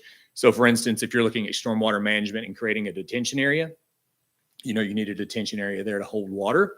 Magically, if you put fish in that, you've now created a recreational opportunity that opens up the Land and Water Conservation Fund through the National Park Service, that you can then go in and say, well, it's a recreational area that just so happens to be used for stormwater detention and management.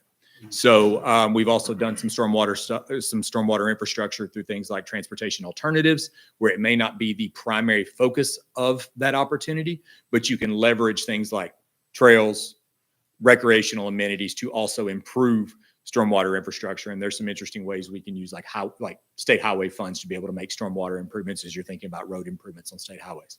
So there's a lot of different ways. We've done this with funding programs like RAISE through USDOT, community development block grant funds. There's a lot of different ways for us to include stormwater projects into what may not be a dedicated stormwater project. There are ways for us to include subsurface infrastructure in other funding opportunities. But those are just some of the ones off the top of my head. So at this point, we have kind of a concept that we may have a problem. And so the second thing would be to develop a plan. And y'all can help with that plan, which could include ordinance development and more details of how stormwater is to be dealt with and where it moves to a certain location. Sorry. And then after that, you can start looking for implementation with some funding mechanisms. If we just separated it and looked at developing a plan, getting a detailed plan with maybe some ordinance development, what do you think that would cost a community like ours? I don't have that figure in front of me, Mayor. Do you have that dollar figure in front of you? I was gonna on the tablets. Yeah. Okay. I have put the letter agreement on there, and Okay. it says compensation to Olson for it is $71,400 And that is, I believe that's, plus reimbursables. yeah, I think that's also included. So the funding prioritization piece, we can kind of consider that a la carte. That's we realize that that's outside of the initial scope of the stormwater management analysis and modeling piece. And I don't recall if that, and I believe we had included, I think, $7,000 to do the prioritization piece. But I believe that was inclusive in that 71. So again, that's an a la carte that if the city decided didn't want to go in that direction or include that piece, we could pull, that could be pulled out. And then beyond that, start looking at problem areas and developing funding. So I believe that $71,000 is all inclusive of everything that I've presented tonight. And I was just wondering, as far as future, subdivisions or developments, and stuff, do y'all overlook those too, or do we present those to y'all too and say, all right, what do y'all think of how the storm, drainage is going to be from that or whatever, or how it's going to impact the surrounding area? So my understanding is that the model would then be yours.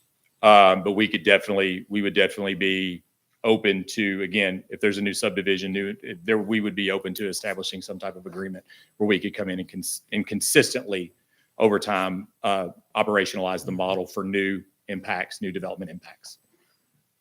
So again, amending that data set, understanding the impervious surface, and then being able to model. Hunter, you may have a. Yeah, that would be one of the policy changes I'd be looking to implement would be once we have the model and we own the model, a new developer would come in, utilize our model and input their data, how they affect upstream, downstream, and in their individual development based on our model. And they present that back to us as their drainage study. So instead of just a data set of a table of numbers based on a 10-year rain event, which is all we get right now, we would have an entire model, and it would affect more than just the inner development. It goes the entire city. And that's what I hope to get out of this. At that point, when it gets to that point, are you now managing it? We would be managing the stormwater at that point, yeah. Is this something you're putting in the budget for next year? That is not in the planning budget, no. No, I'm hoping that with further conversation that we can identify some grants to help with the planning portion of this and at least take a chunk out of the 77 figure. Don't you think that water, sewer, and street could share the expense too? Spread it across that way? It would be a shared expense. I mean, it depends on how. Because they can all utilize This it. is a planning function, but it's a citywide. It affects every department citywide. That would help if everybody that's using, would use the data, could share that expense. They could really break it down into smaller amounts. It is a planning function, but it heavily affects streets. Mhm. It heavily affects some other departments. Our streets and drainage. And sewer, they have to deal with the infiltration a lot, right? Hunter, are they the ones that's been up in the area up there in Maple Ridge, checking all of that out too, or is it somebody else? It's a separate group. No, but we haven't performed any data gathering at this Okay. point. It's all just been a scope of work and then this presentation and hoping to move forward after today. When we look at where we end up without good planning, it becomes a lot more costly in like Maple Ridge. We're up there dealing with some irate homeowners. You're dealing with them, you're facing them. And it's lack of good planning with exactly this. When do y'all present your budget? We were set for Thursday, but I think we've moved. We had some conflicts for Thursday. Water and sewer that Thursday. Right. Planning is supposed to do it, but somebody has a commitment, he's not gonna be able to do it.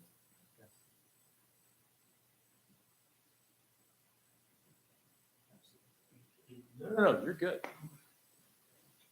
You did really well not to be an engineer. I appreciate that. I do the best that I can. Almost getting a PhD I'll be helps. a regular old guy. Oh, yeah. God. Throw big words and talk them into giving up. Yeah. And I guess too, I was just thinking, would this help us too, as far as to, maybe, another question toward Hunter too, but being in compliance with the, ADEQ, and saying, as far as, what our infiltration is, from, storm drainage and stuff like that.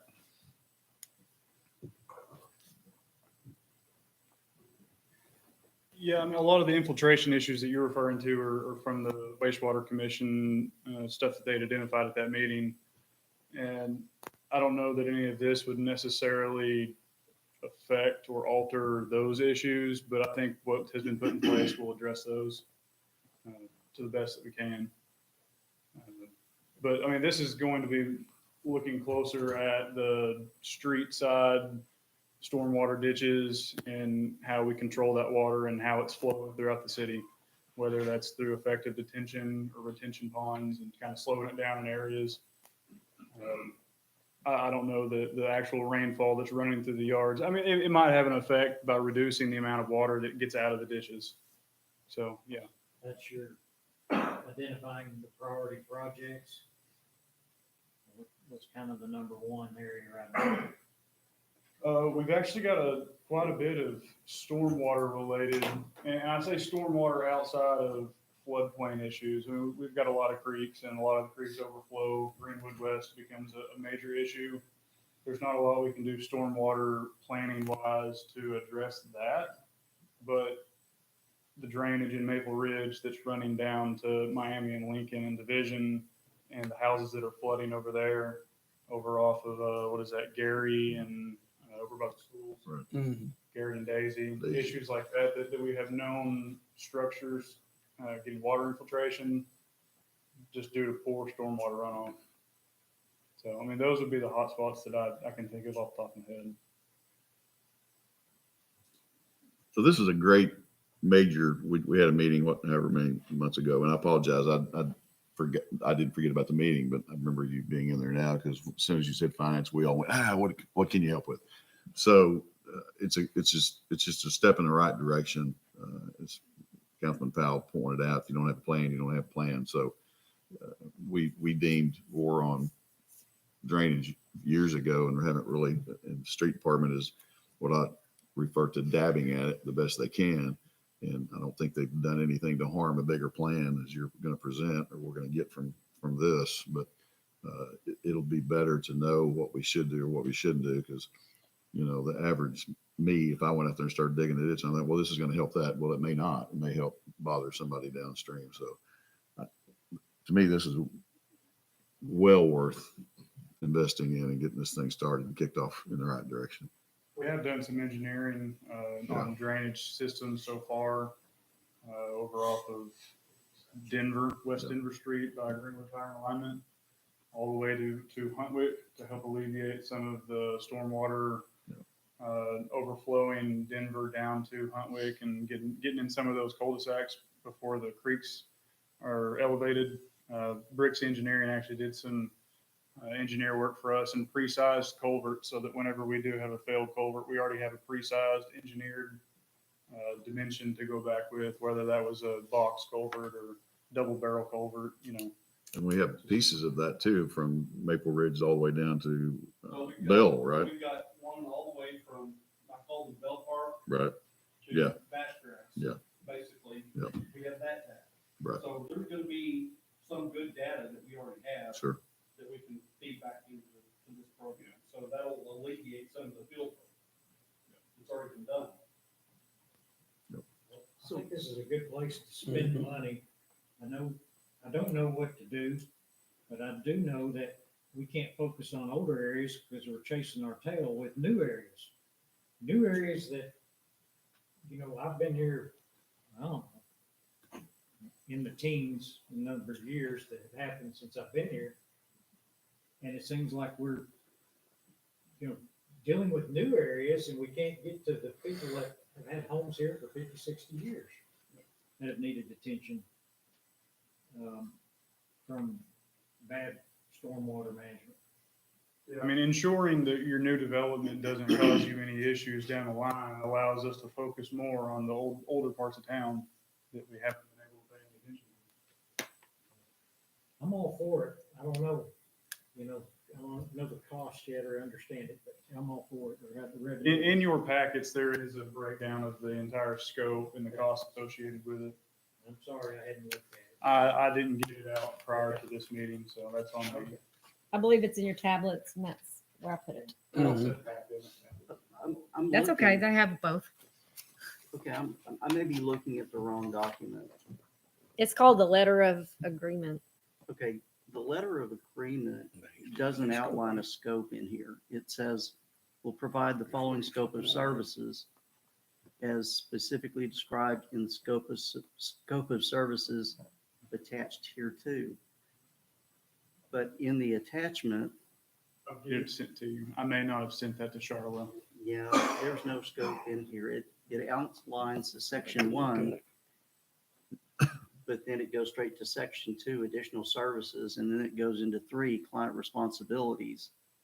I've used this excuse all day. It's not an excuse. It's true. I'm working off of a laptop. My computer has gone complete on me, so we've got a new one ordered. But Well, if we I've can had get that- difficulty today, technically. Yeah, let's just get that scope out pretty quick so we can all see what $71,000 buys. I think it's a great idea. We need to do something because what we've been doing in the past hasn't been working. Agreed. Any more questions? The collecting stream data, is that going to be done on the ground, or is that something that we can do with LiDAR? I'm sure it'll be a mixture of both. Yeah, look, some of the. I'm trying to some of go that's back. already out It's not there. working. The geological survey those guys have, or part of it. The stuff that they've flown, Yeah, I mean, they fly that pretty regular now. but the data there is pretty fresh. So, Hunter, do they have the watershed concept study? There was a study done in probably mid 2000s. And that was where we did the topographical, I think we had the 1 foot topo map. I ran across at a time or two, yeah. And then we've got the Corps of Engineers study that was done, pretty extensive. Do they have access to all of that? They're going to, yeah. We haven't shared any data at this point. This has all been preliminary, but after we get all of this gone through and have either, I'm assuming, a letter of agreement signed, then we should start sharing data. But yeah, those are all of the points of data that I intend to share with them. Looks like this will be good and helpful. I hope so. Certainly can't hurt. So this agreement does not include the reimbursable expenses that are in the second schedule. Right? Well, I think he's asking for direct billed costs that something costs them, they pass it on to us to reimburse them for. It does say that in there, that reimbursables are extra Right. Extra expenses. on top of that. Right here.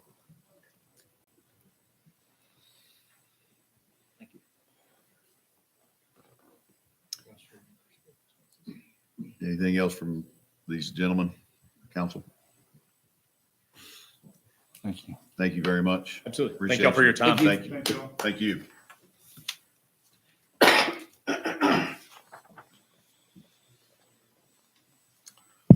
Number 2, under new business is police resolution to approve cops, kids, and Christmas program expenditures. Chief? Mayor, council, Madam Clerk, Mr. Attorney, in front of you is a resolution to approve the spending of approximately $1,187 for cops, kids, and Christmas. My entire career here, we have raised money for children.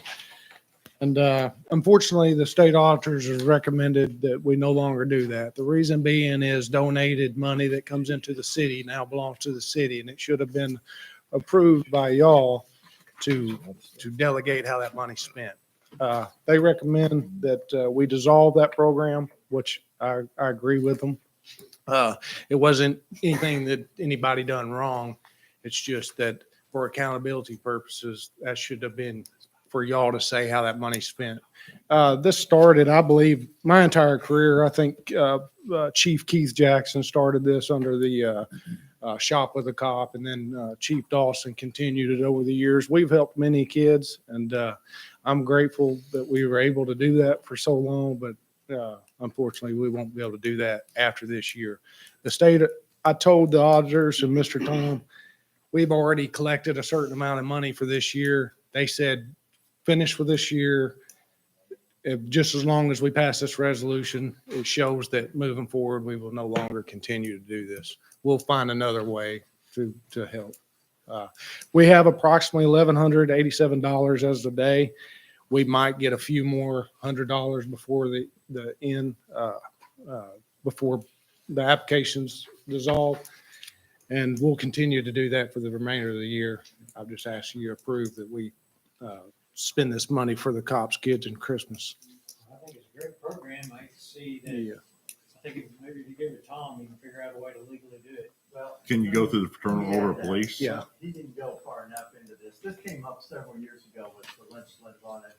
And they said that because this is money generated basically not for a not-for-profit and not our money, it's not money that's controlled by the city, that it would be better if it were turned over to a not-for-profit organization. And one of the ones that came to mind was FOG. And we thought, yeah, they were willing to do it, but then they no longer exist. So, Can I speak on that right quick? Because the Fair Association who took over FOG was going to be the nonprofit that takes this program over. that would be great. They also suggested the chamber as another opportunity. So it's not like the program will go away. It's that the city using public funds and taking on this donation deal is not something that they felt is in the best interest of the city to control, but a not-for-profit. I'm busy. They still involve the police and say, we have the money, we have the funds, we want you to be part of this program, only to the extent that you actually shop with it. And you can't use shop with a cop because that is an actual entity and that is Trademarked. trademark. Yeah. Right. You certainly do. They would rather you give the money to them and they take a portion out of it and less goes to the actual child. So that's why we changed the name of it and did it under, a little bit of history. Make a motion we adopt the resolution. Second. Have a motion and second to adopt. Thank you. Thank you, Chief. Thank you. Mr. Brown? Yes. Mr. Meeker? Yes. Mr. Terry? Yes. Mr. Rainwater? Yes. Mr. Tedford? Yes. Mr. Powell? Unanimous. Thank you. Number three, City Clerk Treasurer, repeal, replace ordinance 22-31, establishing bidding procedures with an emergency clause attached. Gentlemen, this is something that actually Hunter pointed out to me. When the last time we did a repeal and replace on our bid ordinance, we skipped one of the ordinances and repealed a prior one. So this is just hanging out there. So we need to just kill it, get rid of it. It's all it is, just a housekeeping measure to inactivate it so that the right one is active. Is there anything that's an emergency about it? Only that we just want to get rid of that one that's hanging out there as if it's just active. It's not. It needs to die. Make a motion to table this till January. I'd like to- I figured you Second would. that. Have a motion and second. Mr. Brown, Yes. Mr. Meeker, Yes. Mr. Terry, Yes. and Mr. Rainwater, Yes. Mr. Tedford, Yes. and Mr. Powell. Yes. That's unanimous. Okay, thank you. Number four is planning. Mr. Bell, ordinance to rezone R1 to C1 for number 11 Ash Street. Good evening, Mayor and Council. You should have in front of you an ordinance for the rezone of property on Ash Street. I think it's number 11 Ash Street. This property is owned by Richie and Jamie Cagle. They purchased this property from RDOT, or did y'all buy it from the owner? From the owners, but it's the property that's across the street from where the lodge is on South Main. And they would like to have that rezoned from an R1 to C1 like the other properties in the area.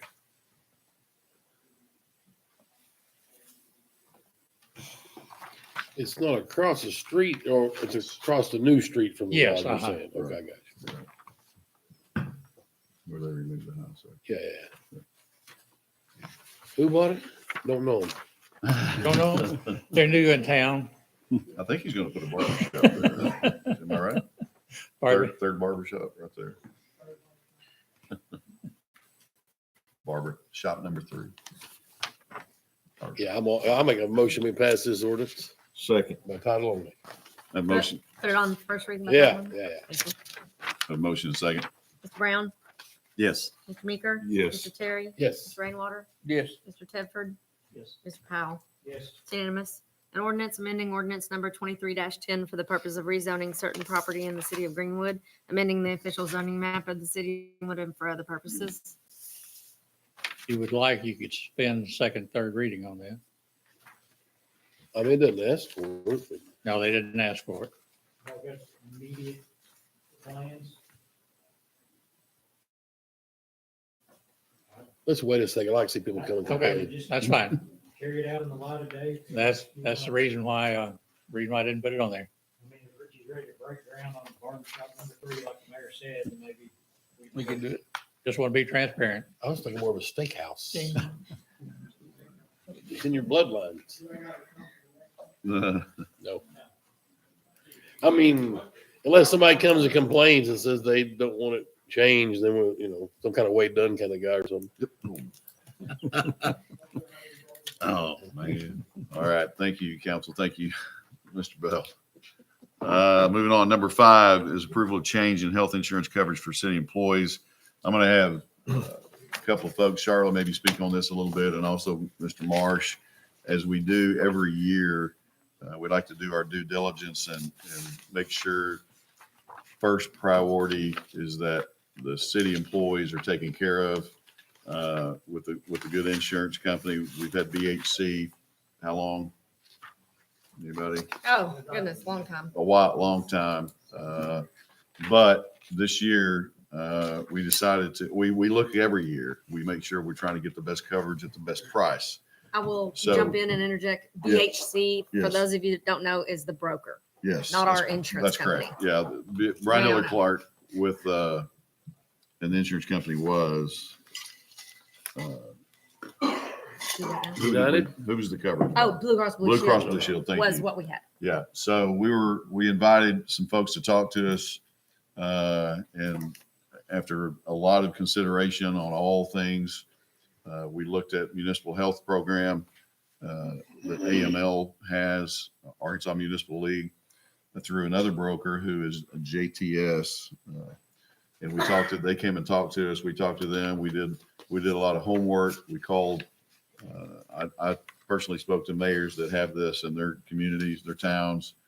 And we also questioned JTS heavily about how many years ago did we do this? We went with them 1 year and we weren't. But we also were with them when I actually came work here. Okay, And we so were with it's- them for 2 or 3 So years. a couple of times over the years, Yeah.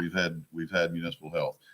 The last time that we had it, there were some issues with our people couldn't get coverage in Oklahoma.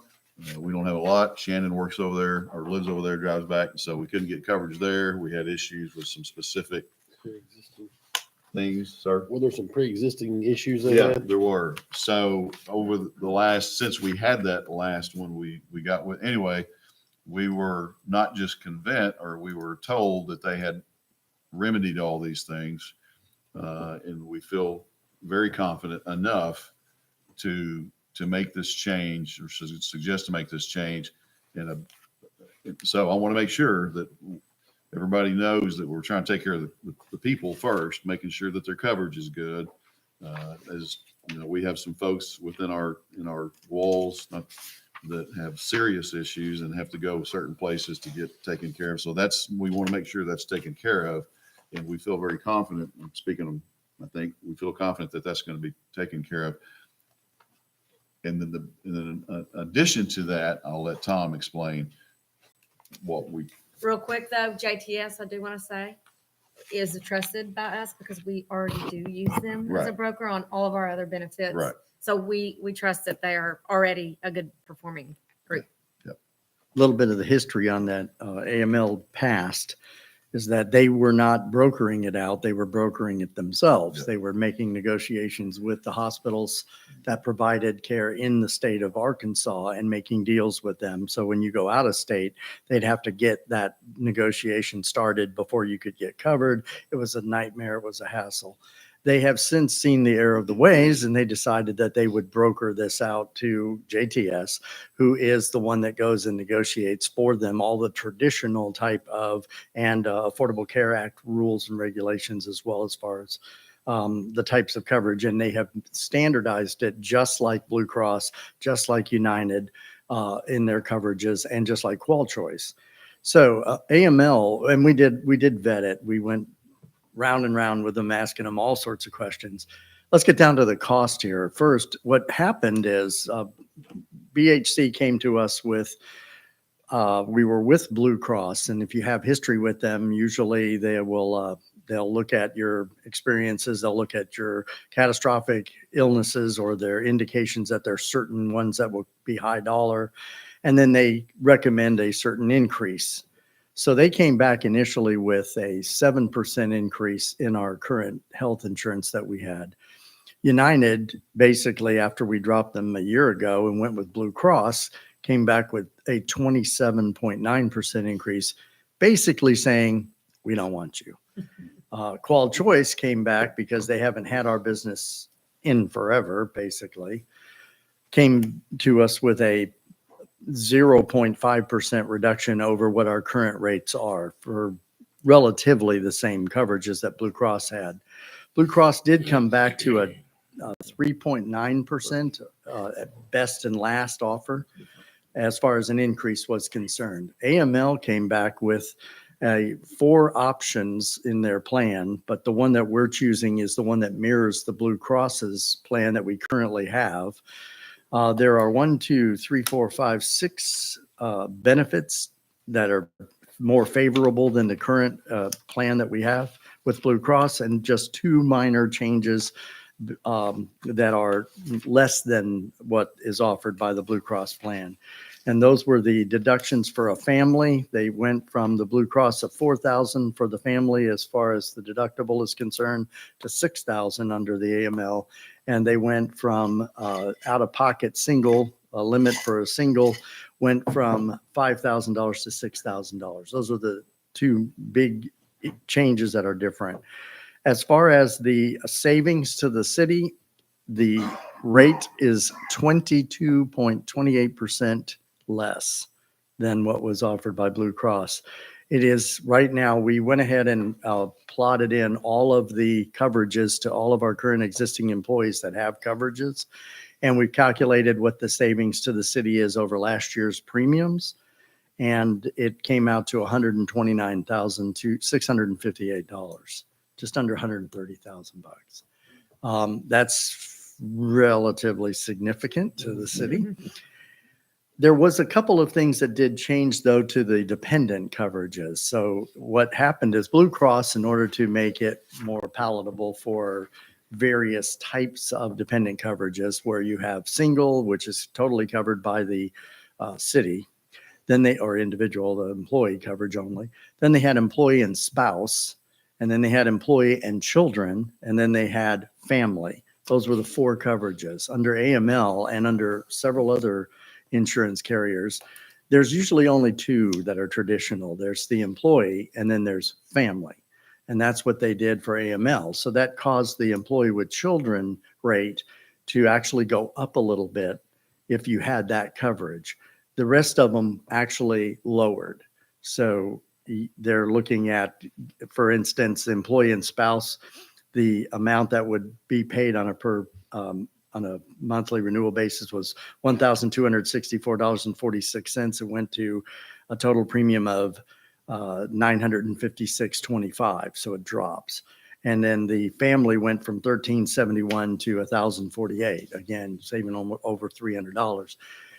Realizing that that's not the amount that the actual employee pays, because the city has a 36% contribution to the dependent coverage, which would lower that amount. So that is responsible for the payment by the employee on a 24 payment basis per year.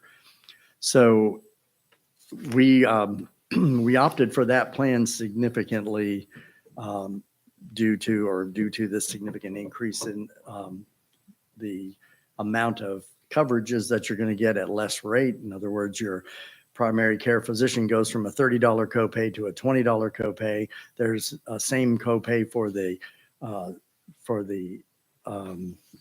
it's called the specialist and urgent care. Both went from $50 down to $20 for each of those visits. As far as your preferred RX brands, they went from $40 to $30 and from $60 to $50. So your daily usages and your most common things that you're going to be out of pocket paying for as far as routine healthcare is concerned dropped in the coverage levels. So with that, that's what was behind the decision. You want to add? So, our council is eligible, Yes. but also volunteer firefighters? No. Boards and commissions, because it does say that in this agreement that we have in front of us. Is that something Just that? class 4, chief, what's that mean to us? Class 4 volunteer firefighters, what is that?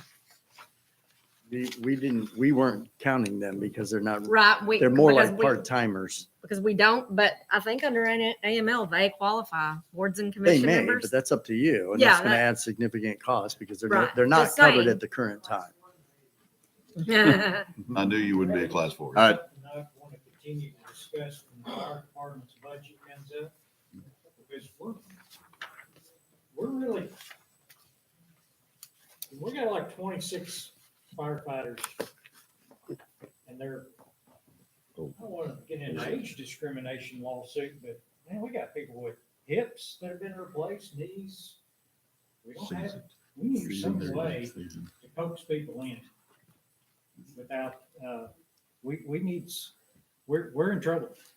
We need in that fire department. So there's a fire department budget. That may be a way that we could probably, maybe possibly get some of these people that are in trades and contractors running around that we need, because we haven't been able to attract them.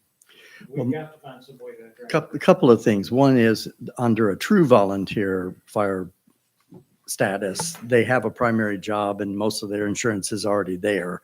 So to offer them something that would be a supplemental might be different. But in this case, the policy that we have says that part-timers or volunteers are not covered under our current policy. So you'd have to make a change to that. I Just just keep call that. firefighters, because there's only there's only 2 volunteers. But they have to maintain part-time status in order for lot fee concerns too. So there's a maximum that they could earn and it keeps them under the part-time threshold. So they're qualified as volunteer part-time. We've got to have a conversation on how to get some more people in. Well, let's put it in the budget and then you can see what the impact would be. Which of our funds does the lower cost benefit? Which are what? Which of our city funds is going to benefit from the drop in the premiums?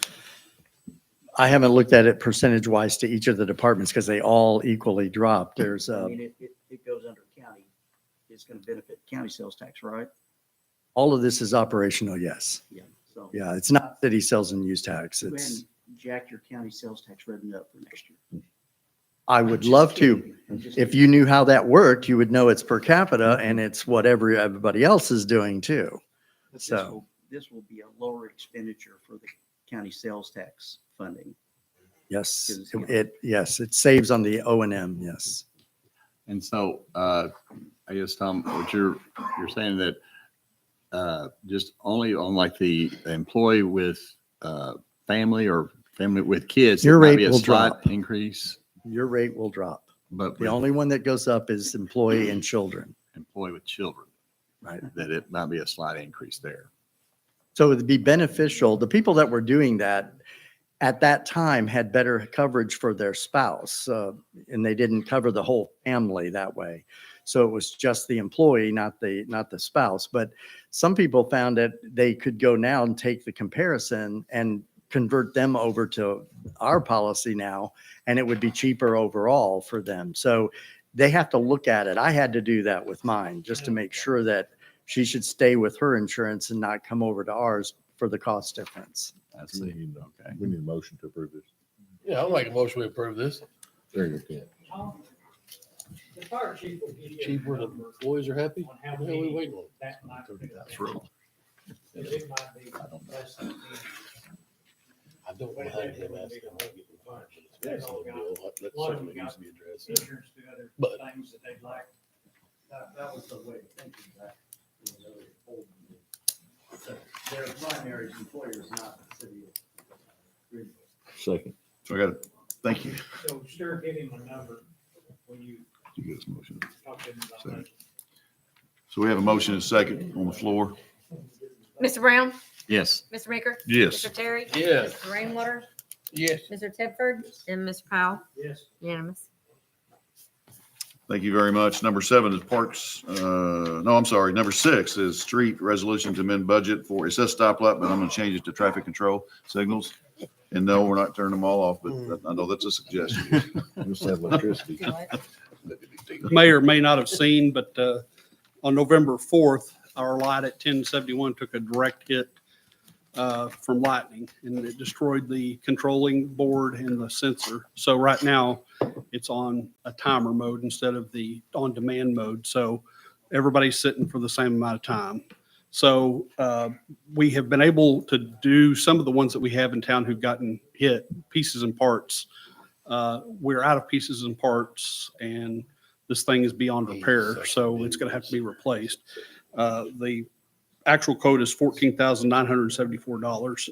I have made a claim on our insurance on that.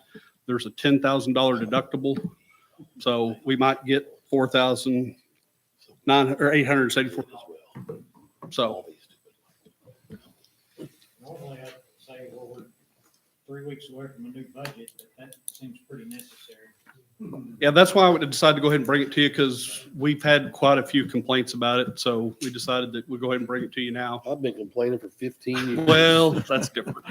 Way before you got here. I know. And they still aren't right. I understand. Lightning or not. Yeah. I'll make a motion to adopt the resolution. Second. But what do I know? Have a motion and a second. Thank you. Mr. Brown? Yes. Mr. Maker? Yes. Mr. Terry? Yes. Mr. Rainwater? Yes. Mr. Tedford? Mr. Powell? Mr. President. Unanimous. Thank you. Number 7 is parks resolution to amend budget for contracted work. This was a maintenance item for Liberty Park, and it overran our $5,000 cap. We were billed an hourly rate, and it exceeded that $5,000 cap just based on the amount of work that it turned out taking. We did use our parks team to try to drive dump trucks to help out excavating. But what we did was clear all that duckweed on the perimeter of those ponds in Liberty Park. And it proved to be a little more labor intensive than we thought. We were also trying to miss some rain that was forecasted the next weekend, and it turned out to be a little wetter than we expected. As you can see, there's a couple pictures in this of excavators getting stuck. And we also had a dump truck stuck a couple times. The weekend after we did this work, we got 12. That was a large rain event. We had close to 12 inches of rain. So it was necessary that we got it done before that rain, because there's not an excavator in the area that would have been able to reach where all of those weeds were in the interior of the ponds. I'm seeing all city equipment and city employees. What's the reason for the cost? This was done by an outside contractor. Oh, well, all the trucks and everything said City of Greenwood. We drove city trucks just to try to help drive costs down. Is that one picture of finished product that's kind of cleared off around everywhere? The panel, yep, Right there? that's the finished If product. you've not been out there, it is fishable now. So Casey, did you guys deepen that around the edge, or do you scrape the? He both. Okay, because you're going to be right back to where you're at if you didn't deepen it. Yeah, he did both. How often will we have to do something like this? I'm hoping that we can proactively maintain it now.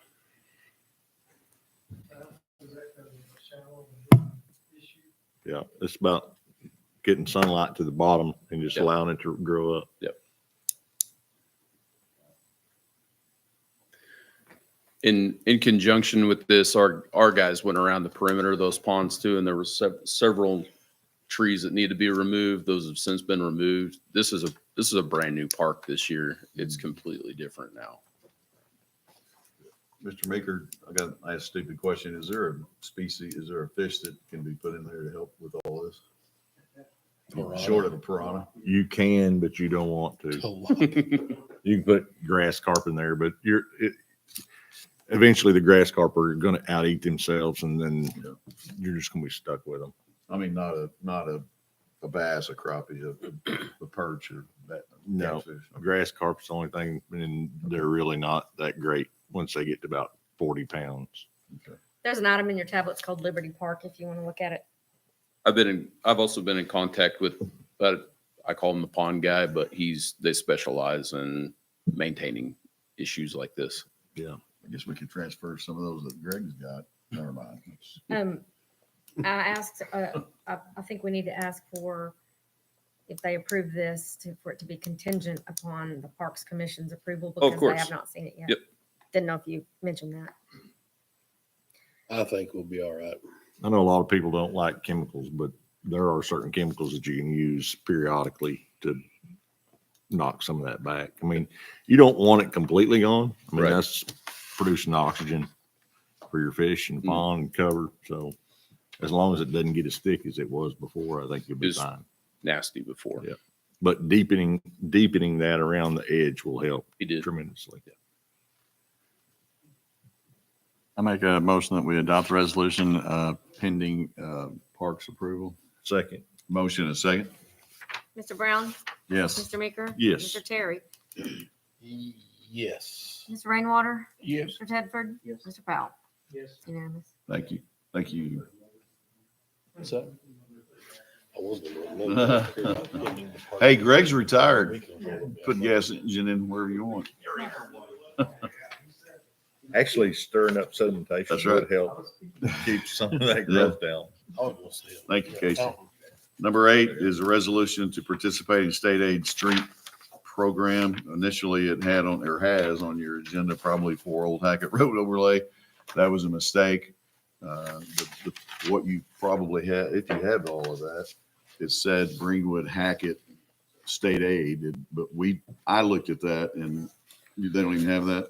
Well, the model resolution doesn't. Yeah, that doesn't even say that at all. It's So, supposed to say Greenwood overlays. yeah, so forget what Hackett says on there. It's not about Hackett. It's not about Hackett Road and it's not about Hackett. So Jeff, you want to address it?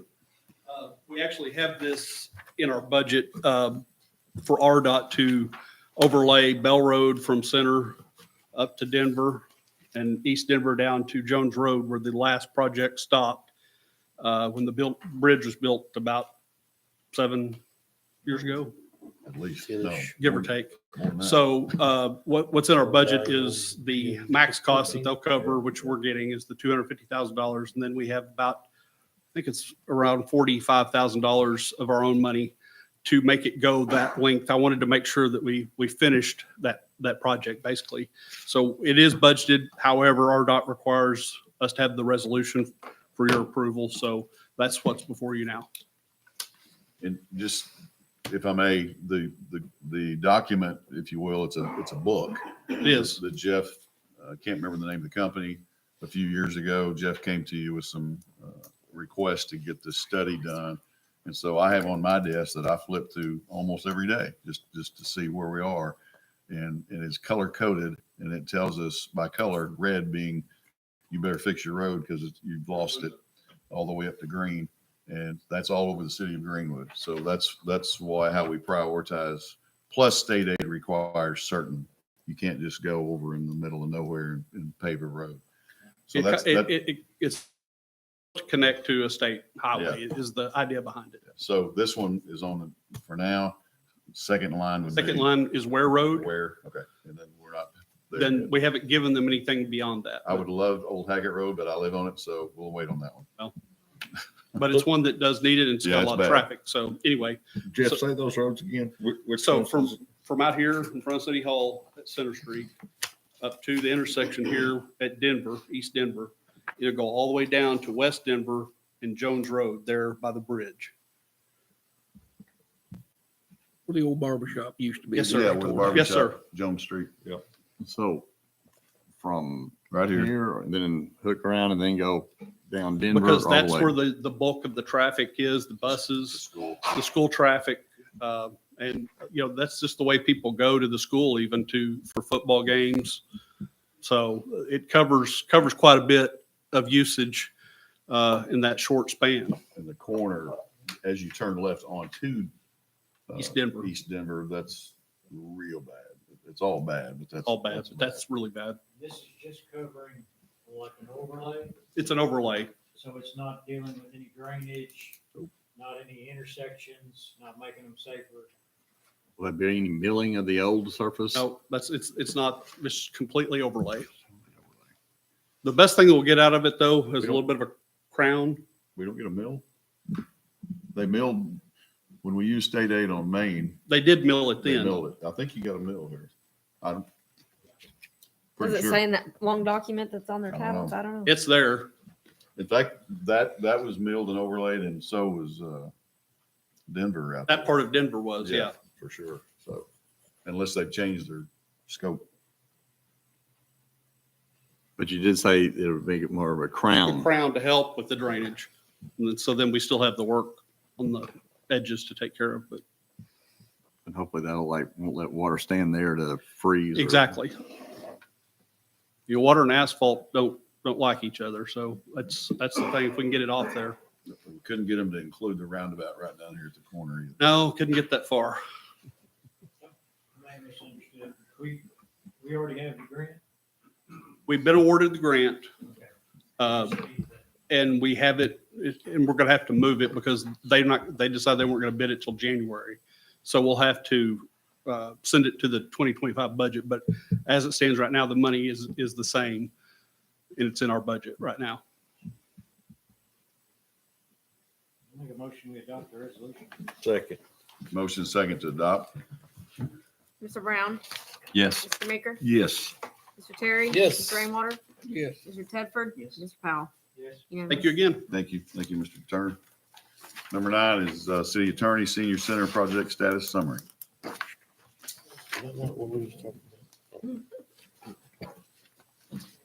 Yeah, so I just wanted to follow up. There were a couple questions raised at the last meeting, and I provided a couple of opinions via email. Did everyone get those? And so basically there were two questions. The mayor had a question, just to boil it down. Can the city council, in effect, undo whatever has been done on the senior center project?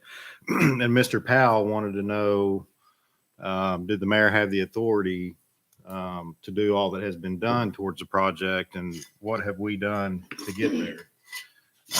So the answer really, in my opinion, to both questions, first, can the council take control of that project and do as it wishes as far as undoing it or whatever?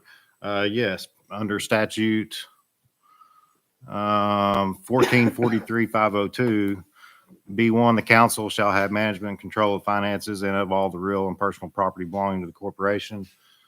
So yes, I believe the answer to that question is yes. To Mr. Powell's question on, did the mayor have the authority to do everything that he has done to this point? It took a little more digging, and it came down to our city resolutions and ordinances to answer that question. But I also believe the answer to that question is also yes. And just to share with you how I got to that opinion, there are 3 resolutions and that were passed pertinent to this project. Resolution 12203, which was passed in February of 2022. It was a resolution authorizing submittal of an application for ACEDP grant funds to the state of Arkansas. Basically saying that the council approved that the mayor apply for the grant. If awarded, that the mayor receive the funds, and giving the mayor the authority to expend those funds to accomplish such community development activities. That That ordinance was passed, as I said, or excuse me, resolution was passed February 7th of 22. And so that resolution, in my mind, is what granted all the authority that the mayor has executed in furtherance of the project. There was also a resolution 123-14 passed, excuse me, on April 3rd of 2023. And it was a resolution designating Western Arkansas Planning and Development District as the project administrator for the grant. And so basically that was passed unanimously by the council, and it basically moved the, I guess, the authority to manage and move the project forward on Wapatiti. And so, I mean, they've been doing all the things, getting the bids, bringing those to the city, hiring contractors, all those sorts of things. And then finally, there was another resolution, May 1st of 23, authorizing the acceptance of the grant funding for the center, establishing a physical bank account for the same and for other purposes. So that's to do with the money part, where that goes and how that's supposed to be handled. That was passed on, like I said, May 1st of 23. All three of those resolutions were passed by unanimous vote. And so I don't know if that clarifies anything. The answer to both questions, basically, though, in my opinion, is yes. Happy to answer any further questions if I can. What was the number on that last resolution? The February 23 one? May 23, that was the last one. What was the resolution number? I mean, 123-16, 122-03, 123-14, and 123-16.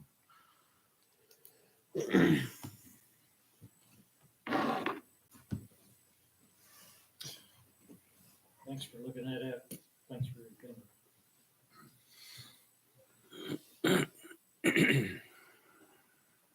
Questions, comment, the attorney? Okay. Sorry, I hear. Moving right along. Oh, moving right along.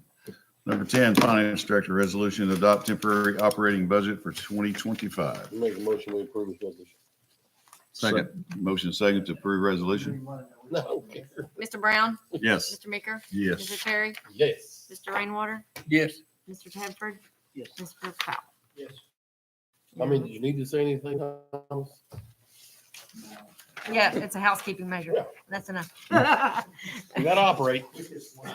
Number 11, approval of 2025 nonprofit contracts. Danielle had worked to get those together, and I think passed those off to Charlotte. Yes, they're all on your Ms. tablets. Derry. There's, the auditors, of course, like us to abide by state law, which says that the council approves contracts for the mayor to sign. So that's what this is. It's the regular maintenance contracts, Greenwood Air, lawn mowing on several departments, the fire, police, city hall. The parks one isn't in there. Prices stay the same. I believe so, but I don't know. And we're doing all the nonprofits. These Yeah. are non, yeah. Yeah, we're on the nonprofits. Yeah. The senior center is the only one that's not in there.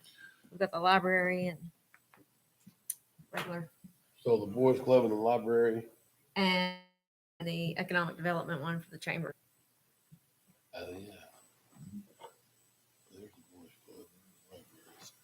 Sir, I believe there was a slight increase on that. I'm not sure what that is. Yeah, Greenwood View did have a little increase. Danielle had said. That's a service contract, right? Oh, we're not there We're yet. just nonprofit first, but no, you're fine. You're fine. So the senior center, I mean, this is not our, we will need to sit down with Miss, sorry, Russ. Deanna, thank you, Ms. Rice, and discuss that as we move forward with our building project, making sure everybody's on the same page of that.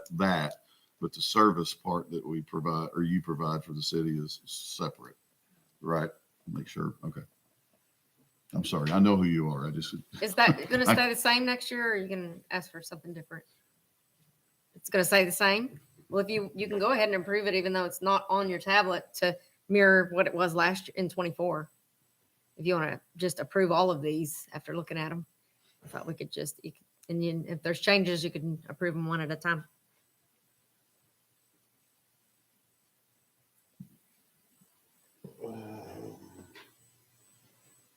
I don't need that. Are there any other contracts that were not in there last year? It's in there. Do what? Are there any other service contracts that were not in there last year? No, we don't have any new ones. Do we? The only contract that's not in there that I know of is Clones.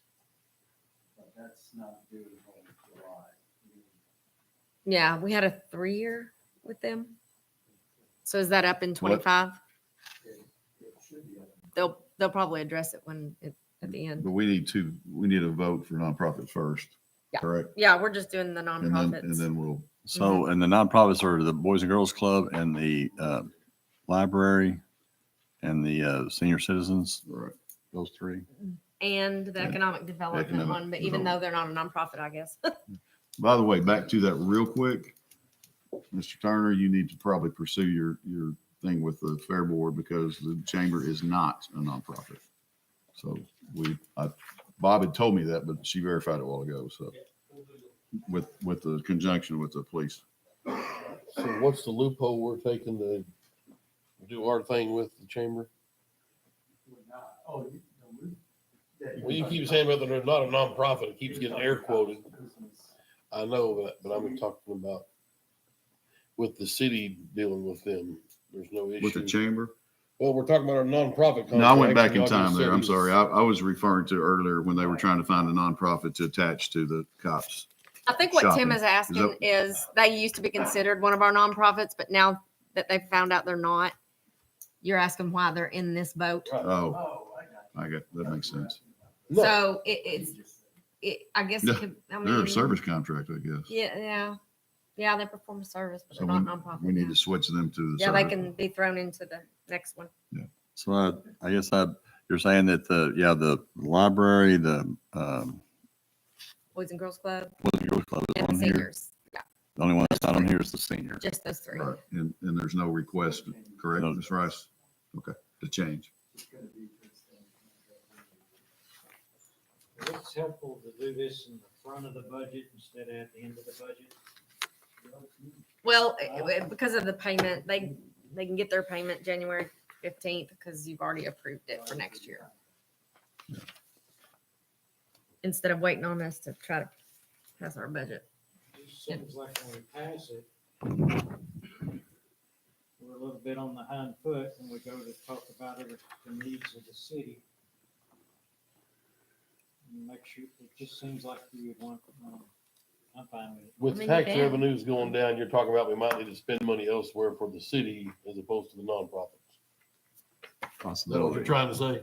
Yeah. Yeah, I'm just saying, it looks like you look at your needs before Right. I agree with that. maybe, go ahead. One thing to consider when you talk about taxes, county sales tax funds the Boys and Girls Club's contract. Does not come out of operations for. Right. It is solely. Well, that's the way it was set up in the very beginning when we started funding them. It's a free distribution, just keep that in mind. when you're looking The at- council wanted it that way. And do remember, and the point is To make it Kenny, priority. because I can, Right. that if the, and I don't know, nobody's just arguing this point, but if he didn't provide the service that he provides, or they didn't, we would be responsible to provide that service. And that's the reason we have We're that. not saying don't fund it. No, I We're know, saying I know. Fund it through your operation. But it is, yeah. County, because now you're impacting all the other departments. Right, I understand. Right. So your point is, it's a moot point doing it during budget because, and trying to consider it before other needs because it's not operational. That's what your point is. To Rod's question. So you're saying it's a moot point, then that, I guess it seems like you're saying that, then we have no control over it one way or the other, then it's, Well, you do. County sales tax I mean, in the Wait a second. absolute worst case scenario, if we get down and we're out of money and we need $51,000 to keep some other department in the city afloat, we'd have to cut something. We've already passed a contract. That's where Rod's going with this. Yep, we present them to you, just see if you Doomsday want to consider scenario it, but per if you'd se. like to push them off to the budget discussions, you can do that too. Which are all this month, correct? Which are the, you know, All Thursday. Yeah. So would it delay payments of either of these that are here? You mentioned. we can't pay them in January or, We could be paying them at the end of the month instead of at the beginning of the month. or whenever you pass your budget about February on the 1st. January council Still meeting. don't have the legal authority to pay anything other than just what we just passed with Right. the Temporary. No, I'm just trying to, budget until the budget's passed. right, I'm just trying to say, how do they, So the temporary budget didn't include, that's light bills and It employees. says operate under the 2024 budget and that's in the 2024 budget. So yes, it's still that. Just couldn't do anything different than what we did. Our January meeting's the 6th, and if we had the budget ready and passed that night, then we would make payments. Mm. The budget meeting, you can be here a while if you're gonna try to do a regular meeting. special? I mean, I'm talking about just passing the budget at the regular meeting. Okay. Remember the dreams we used to have about doing it legally and all that? I think just like, I guess Rod referred to though, I mean, approving the temporary budget means that the payments will still go on under the current. Yes. And Also, so, you're dealing with a contract, But if you- contract for service. If you pass the contracts after we finalize the budget, that 2024 budget would stop Yeah, because it's the end of the contract. because it's the end of the contract. And that's the So issue. I'm just saying we kind of got it in reverse. We're going in there making contracts to do things such as mow grass. When maybe we in the end go, man, we need to look at the grass contract. Maybe we need to cut a little less because we can't give anybody a COLA raise. You know, I don't know because we haven't been Rebid budgeted. it, yeah. I'm just saying it just needs to be flopped. So If you would like to table both of these, we can sure present them to you during the budget. Y'all talk about it. I move that we table both of them. So. Or just no action. You don't even have to table it. You got a motion? Well, you don't even have to table it. You just no action on it. Because you're not tabling it to another meeting. You're going to see them in the budget study. Okay, but you would have to, I mean, to me, it's Can't kind of vote on resolved it. there under we're passing the continuance of the 2024 budget. If you just want it, so you want to table? just no action on No either action. one. Okay. Yeah. Okay. Want them during the budget study, I suppose. Okay. Number 13, Mr. Steve Tedford, discussion of ways to increase open dialogue for city council issues. I guess just to sum it up real quick, we talked about the possible use of Teams. I'm not really talking about any particular technology. I'm just saying that it would be nice if mid-month that, because I know I can't just call Rod and start talking about city issues. And I wouldn't even, Why can't you? well, I mean, Just you two? well, just the two, yeah. But I'm not entirely clear on all the FOI stuff. It's been a while, so I'll need to kind of dive into that a little bit. But I'm just saying to get a quick opinion on things in an open forum. I'm just trying to find out if there are any other municipalities that have ways for council members to dialogue in between meetings so that, we can make progress, learn, and, get guidance from each other in between trying to cram it all into one meeting a month.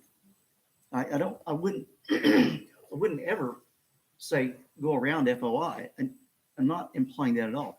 I'm just saying, are there any, could the municipal league give us any guidance on how to do both things? Stay within FOI, but make it so that we can conduct business other than one long meeting a month. Steve, I've dropped a booklet from the municipal league into your tablet. I And know, and you it's- sent that to me It at the will, beginning. maybe. Yes. I will tell you that I have been through many, many FOIA seminars. And unfortunately, this is the way it is for every city that I know of in Arkansas. And that is the whole point of our monthly meetings being like they are.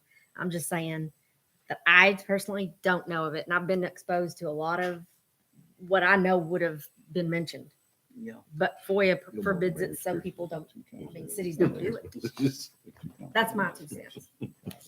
Travis, do you have?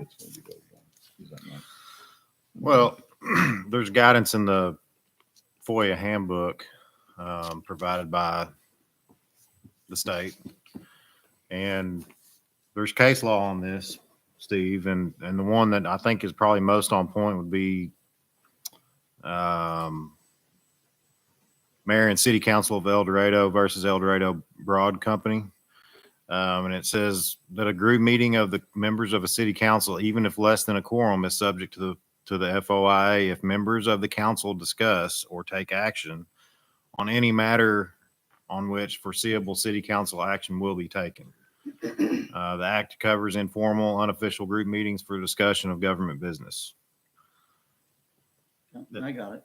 That's kind of so I mean, if there is a forum where you guys could talk about it, I think the media and members of the public should be privy to that as well. Yeah. Well, and I don't mind calling municipal league myself and just saying, do you have any municipalities that incorporate any type of thing like a Teams type where communication could be out in the open, but just to get a timely response to something or, just communication that everybody could see in the light of day, but would help us facilitate other than cramming it into one night. I'm just saying explore. And I know we've probably been to all the seminars, but Go back to the old agenda meetings. It would be nice if there was a read-only forum where you could post something on about some complaint that a citizen has given you. And it's just read-only, because it only becomes a conversation when it becomes two ways. It would be nice if there was kind of a read-only, that we could kind of post them, hey, my neighbor, constituent said blah, blah, blah, this and that. Are you on Facebook? No. Hey, Greenwood. Exactly. It already exists. You can get 200 comments in about 10 minutes. So I guess that's what Facebook is. Then. Well, I'm gonna send all of y'all at this table, have Merry Christmas text again this year as a group message. So when the idiots FOI again, that one, I'll be more than happy to share that with them. That's what. Well, Facebook though, it presents also a problem because not everybody has Facebook. Somebody could jump up and say, I was not able to be a part of that conversation. Right?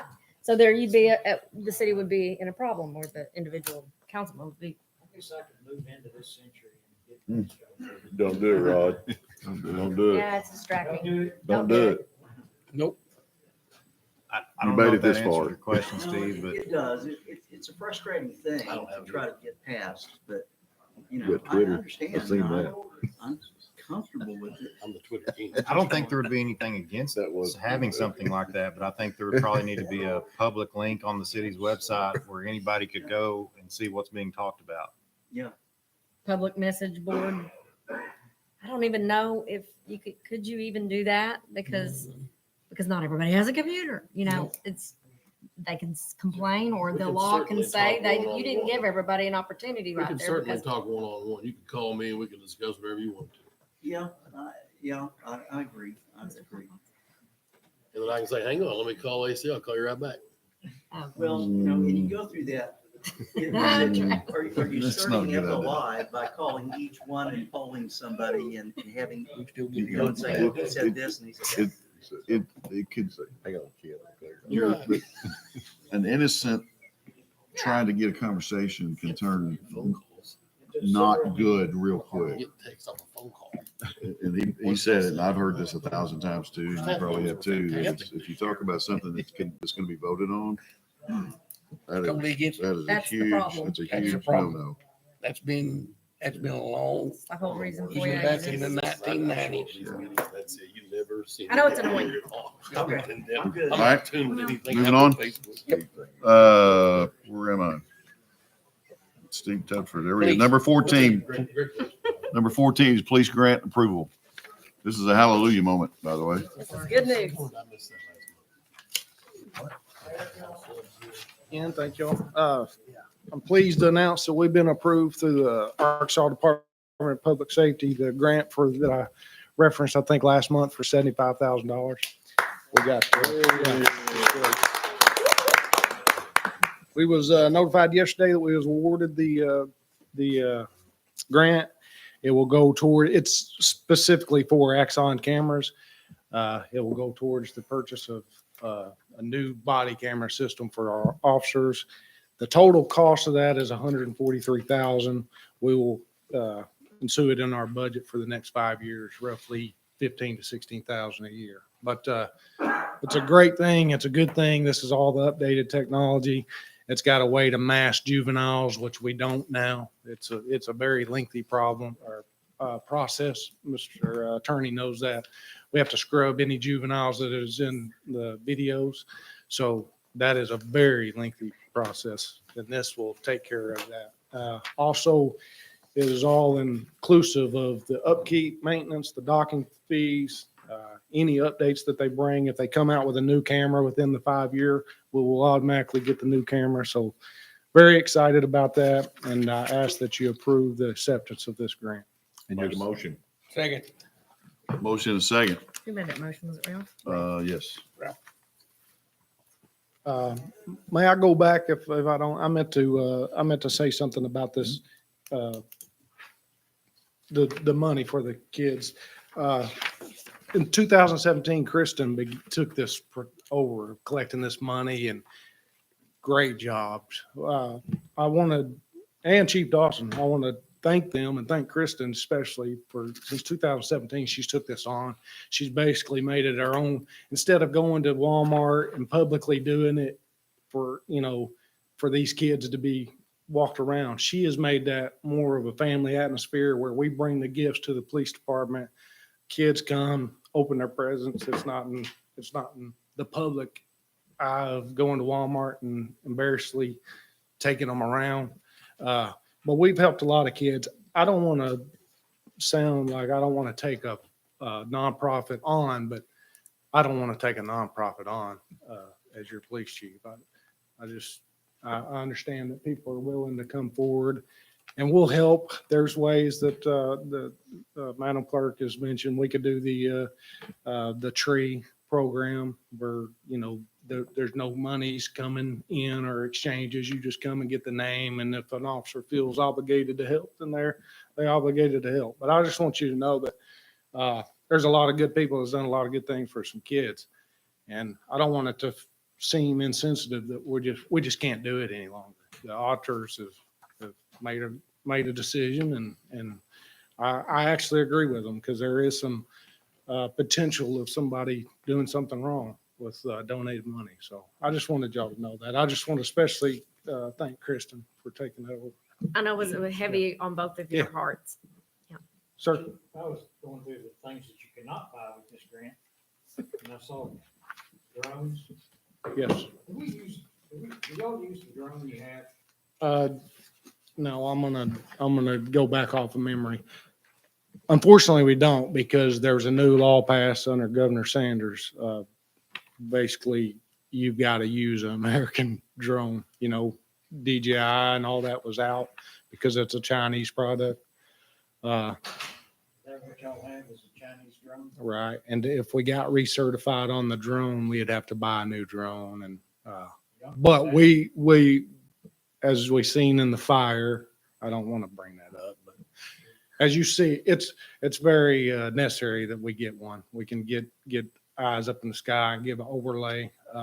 We will potentially. Put that in the auction and then sometime in the budget. Right. Yes, sir.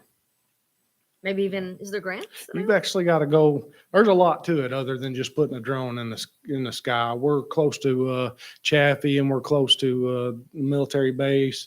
You got to go through the FAA and since we're a government entity, we got to submit a flight plan. You got to go to actually pilot school. Now your everyday citizen can go out there and just put a drone up in there. But since we're a government entity, we got to do all the legal things that we got to do. We can just call Daniel and have him fly his drone. Right, we get a pilot. Yeah. But there's some different rules. I think there's a MOA. You can help me out, but there's an operating area that a ceiling that you might not be able to break, meaning height that you can go. If there's certain things in the sky already, you might not be able to fly at all. There's just a lot of different things that you have to think about before you could do that. Even the fire department, being a government entity, would have to do the same thing. So if we collaborated together on something and potentially get, maybe one or two people certified in flying it, that'd be probably something we should look at. The license y'all maintain, is it for a particular person? Yes, it was for one in particular person who is, yes, sir, but it's lapsed.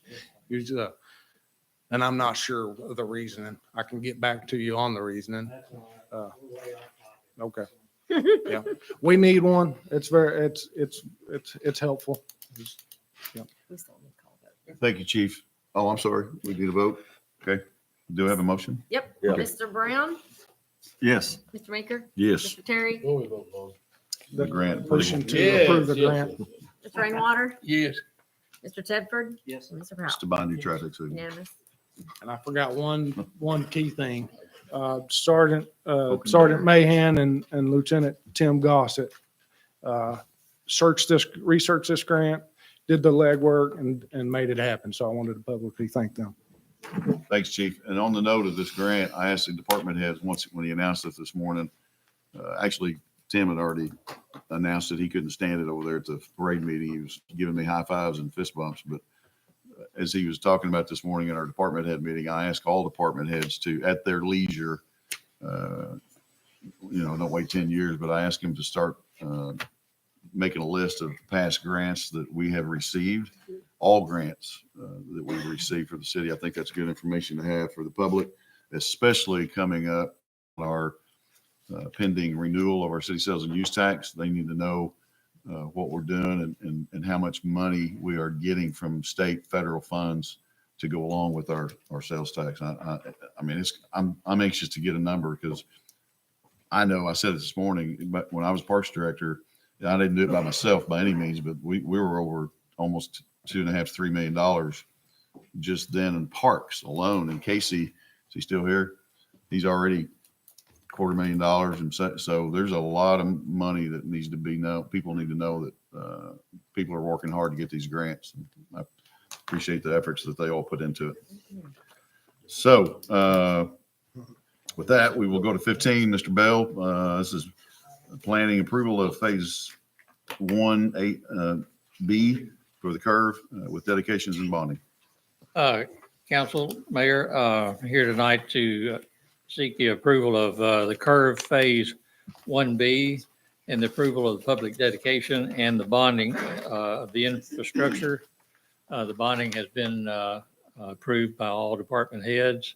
And I have Hunter here tonight. I have Mr. Brixey and Jacob Burton here, so we can answer just about any question that you might have on this. I forgot to ask, were we paying Mr. Brixey by the hour by any chance? I should have had him up there a long time ago. Oh, Jacob's paying him. That's even better. He gets double time on even better. council night. Okay. Any questions? So streets are a significant part of this, Yes. and they say that's sufficient? Pardon me? Because this is insurance. in case Yes, Everything goes awry. exactly. So, Jeff, this is sufficient to cover it? Yes, sir, we went back over it, they're a little bit low, I thought at first. We went back over, Chad was able to get some different numbers and bumped it up. I think we're covered with those. And then Water and Sewer Commission, are we sufficient to cover this? They have signed off on it also. They said it was good. Yes. All three bonds have been revised. Those are the revised figures. And all three of them are phase 1B. It's the 268, the 197, and the 195. And according to our deal, it's for 24 months, which we did a few years ago, right? I believe so. Yeah, because some past problems. Mhm. Engineers can make a car last 100,000 miles and it needs a transmission. It seems like people made things last 1 year and then we had troubles.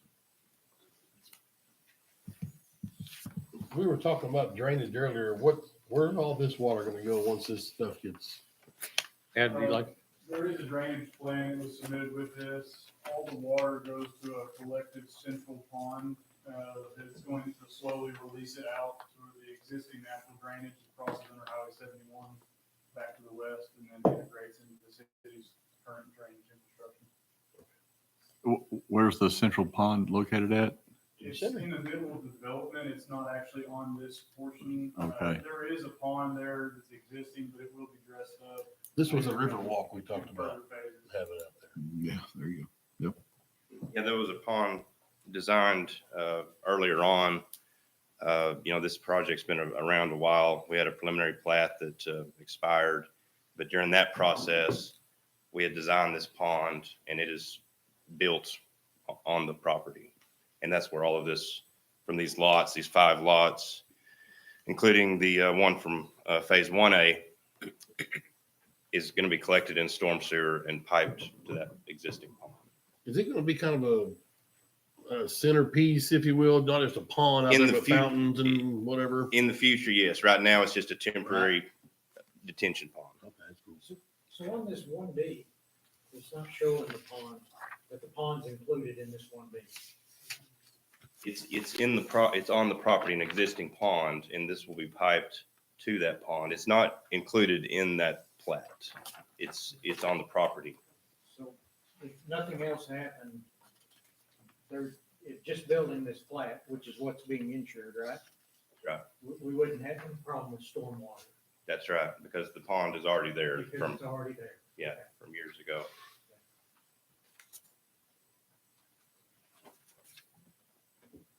And I guess, help me, which lot is the library? Which one is the Brahms? Lot 3 is the library lot, and lot 1 is the lot purchased by the owner.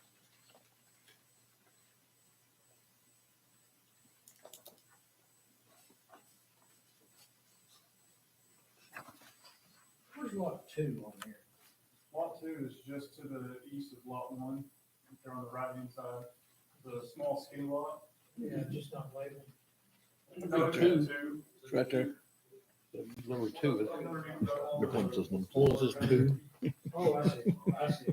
It is skinny. That is listed and labeled as a temporary green Do it. space until further development opens up. And the It's green like a space will serve the entire farm. development, and once that happens, this lot will revert back to a sellable lot, but until then, it's capped as green space. So we're safe if nothing ever happened beyond this. Yes. We still have captured our green space. We're still safe with stormwater runoff. Yes. And you'll notice the intersection there was extended and designed as a fire apparatus turnaround in case the development were to never continue on. It has adequate turnaround protection for fire apparatus. And there are hydrants placed. I think the spacing was every 225 feet. I believe so. That was a reduction in the average spacing due to it being a dead end road. Our ordinance says 250?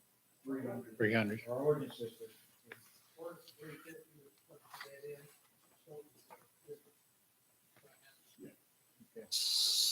So on this particular drawing, phase 1B is everything except Brahms. It just says, Lot 1. That's it correct. says lot 1, Okay, so this is lot 2, 3, 4, and 5. 2, 3, 4, and 5. The fire's happy, water and sewer are clear, everything's been approved. Everything's been approved. Okay.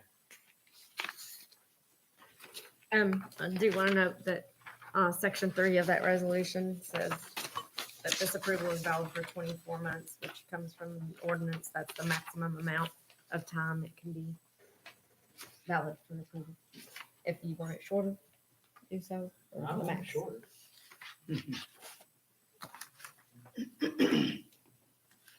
Now, would you say that again, Charlotte? I didn't quite hear. Section 3, it says 24 months on this. Has the bond been shared with the city attorney? Let's see that. I emailed that to him today. I don't know if it was with sufficient time for him to review it. I know it's busy. I got that somewhere. I did get it today, Mr. Powell, but I have I not might had have a chance just, to I review it. think I saw it, but anyway, I'll go So with if I vote on it, I'm gonna vote on it based pending approval of the city attorney. Be fine. Fair enough. I'll get right on that. Because we have Now, approved things and then they're not been a bond. That might be Yes, we illegal. have. Just wasn't there. how would you like me to forward my approval or disapproval to the mayor by the end of the week, or Just text us off. I don't really care. text you It's all? left in That their electronic hands. thing that Teams. Steve was thinking. You can send it to Steve? Tim. Yeah, I'll let everybody Wanna know. use Teams Send it on to this? me, I'll let everybody know. Go ahead, go ahead, yeah. If you would send it to the mayor and I so that I can I think the answer is produce yes. it. Okay, I'll get right on it. Thank you, Hunter. He'll handle the traffic lights too. So, Before we move on, I just want to tell Mr. Brixey that Paul's been a pleasure this year on the football Boy, field. hasn't he? yeah, He's an exciting. We gotta get business taken care of. with this. yeah, no joke. Any other department heads having a problem?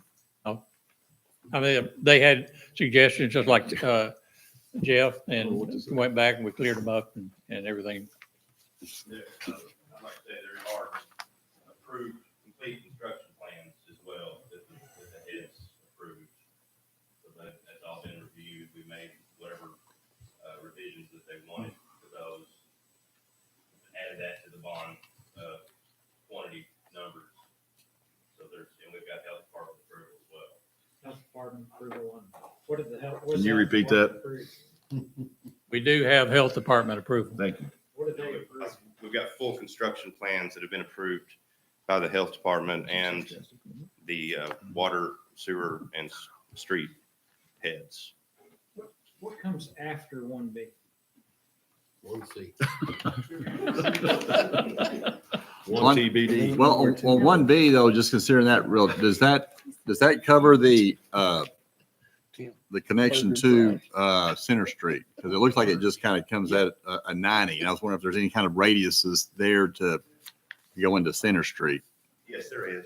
There's a existing right of way there, and that's where the radiuses will be in that existing right of way. There'll be radiuses onto Center Street. Well, you see there that line with those little circles on it, and that triangle there. That's the old highway right of way. And so my understanding is it's now the city right of way. Right. But that's where those radiuses will come down. So that street doesn't go all the way to that line right there. Well, you've got it right on it there. The street is, a good way down south of that line. He's a bass Yeah. player. It's tough work. So the edge of the street's down in here. Okay. This will come down and they'll have radiuses. And so is that apron right there that, connection to the street, is that a concrete one, or is it just gonna be the asphalt, just like the street here is saying? I think we went with concrete on that. Back when it was highway, we actually got that approved from the highway department. And I think they wanted concrete apron. So that's what the plan currently shows. Okay. Have y'all, what's the stance on the traffic in this area that's gonna be just fantastic when this thing gets up and going? Stoplight. Another stoplight at the top of that hill. Stop sign. Come off and out of the stupid stoplight, hit a stop sign. In theory, stop sign. Yeah. There's a roundabout right there. What about a street named after me or something? Right. Oh. Because, I mean, honestly, the trap, so everybody's coming from Fort Smith. Unfortunately, right now, that's our only way in and out of this until, you know, there's a back door obviously later on. But anybody coming in to get this is gonna come through that light, and it's just gonna be, and stop, and as all the people in the Okies are stopping, trying to get on 71, but they don't know how to use the acceleration lane, then we've got gridlock in this area. You know, they're gonna go down to the bypass, and then they're gonna get off on Main Street. And we'll all be good. Come back down, enter from the other way. But I mean, have we even thought about what kind of problem we're gonna have? Well, you know, to start off with, the library will be there, and then as the Brahms comes in, you know, then the traffic will increase, of course. Because we had talked about redoing the whole intersection before we approved it, or had the light put in their little sign out there. That maybe the whole thing was gonna get redone. I thought maybe the state might come in and look into that, but I mean, I think that Teddy brought a good point. I mean, if people are turning left, I mean, have we ever looked at a center lane right there somehow, or? it's there, but it's for the people going out south You know, and right. I haven't heard the dump truck certainly hadn't had a problem getting in and out of there. No? The next phase of construction is more than likely going to have to go all the way to Cedar Valley just due to water constraints. Yeah. So, And again, with Brahms coming in, that'll be a focus too, because, It'll certainly be a lot of traffic. You have to dodge me going in and out of there. and as a side note, Brahms has contacted us and they're moving forward, so. But anyway, whenever it's a traffic mayhem, remember when the fat guy had mentioned it in the December meeting of 2021. That's all I'm saying. We can move on. I'm ready for it. We got it. I make a motion, we adopt this resolution. Second. Hold on. He had a motion, Pending. didn't he? Didn't he? Pending the, lawyer's yes. approval. City attorney's approval. Or the approval that the bonds are good and No sound. pressure. By noon tomorrow. Yeah, if you don't like it, don't approve it. You don't have to do it. We're not pushing it. AC and then Tim? Is that who? Yes. I guess to not put Travis on the spot, but I mean, what's a reasonable amount of time for you to look at that, Travis? I'm in court in Scott County for at least half the day tomorrow, and Fort Smith Thursday, so somewhere after or before that, the next couple days. I say, so by the end of the week, Yes, that would be appropriate. Yes, sir. Okay. Yep, that's a good one. All right, Mr. Brown, Yes. Mr. Meeker, Yes. Mr. Terry. Yes. Mr. Rainwater, Yes. Mr. Tedford, Mr. Powell. Yes. Unanimous. Thank you, Mr. Bell. Thank you, Mr. Brixey, Mr. Burton. Go forth and build soon with permits. He's like, I'm exhausted. We're already. excited about all of it. Okay, that is all of the agenda. We are now in department reports and questions from council.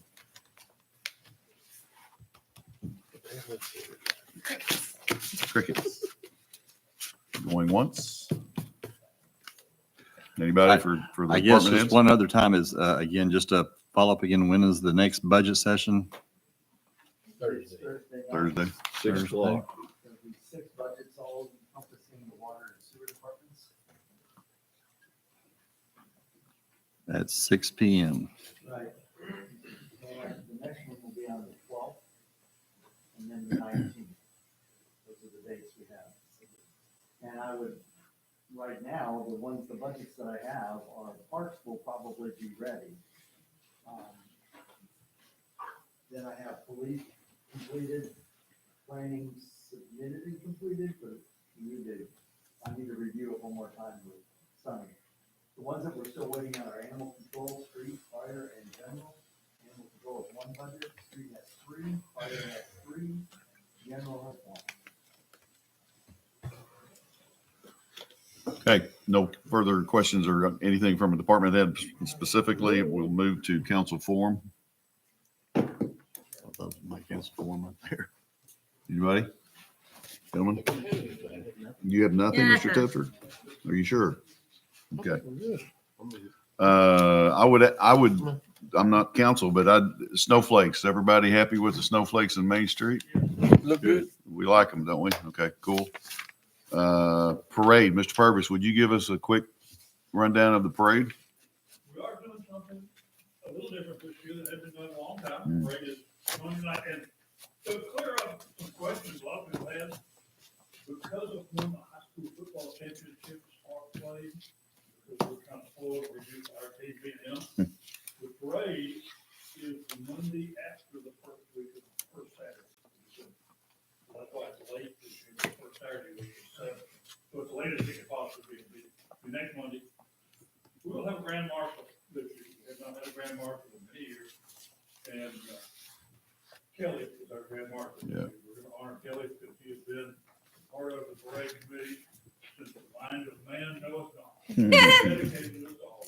So he'll be leading the parade as grand marshal and John Ackroyd. Yep.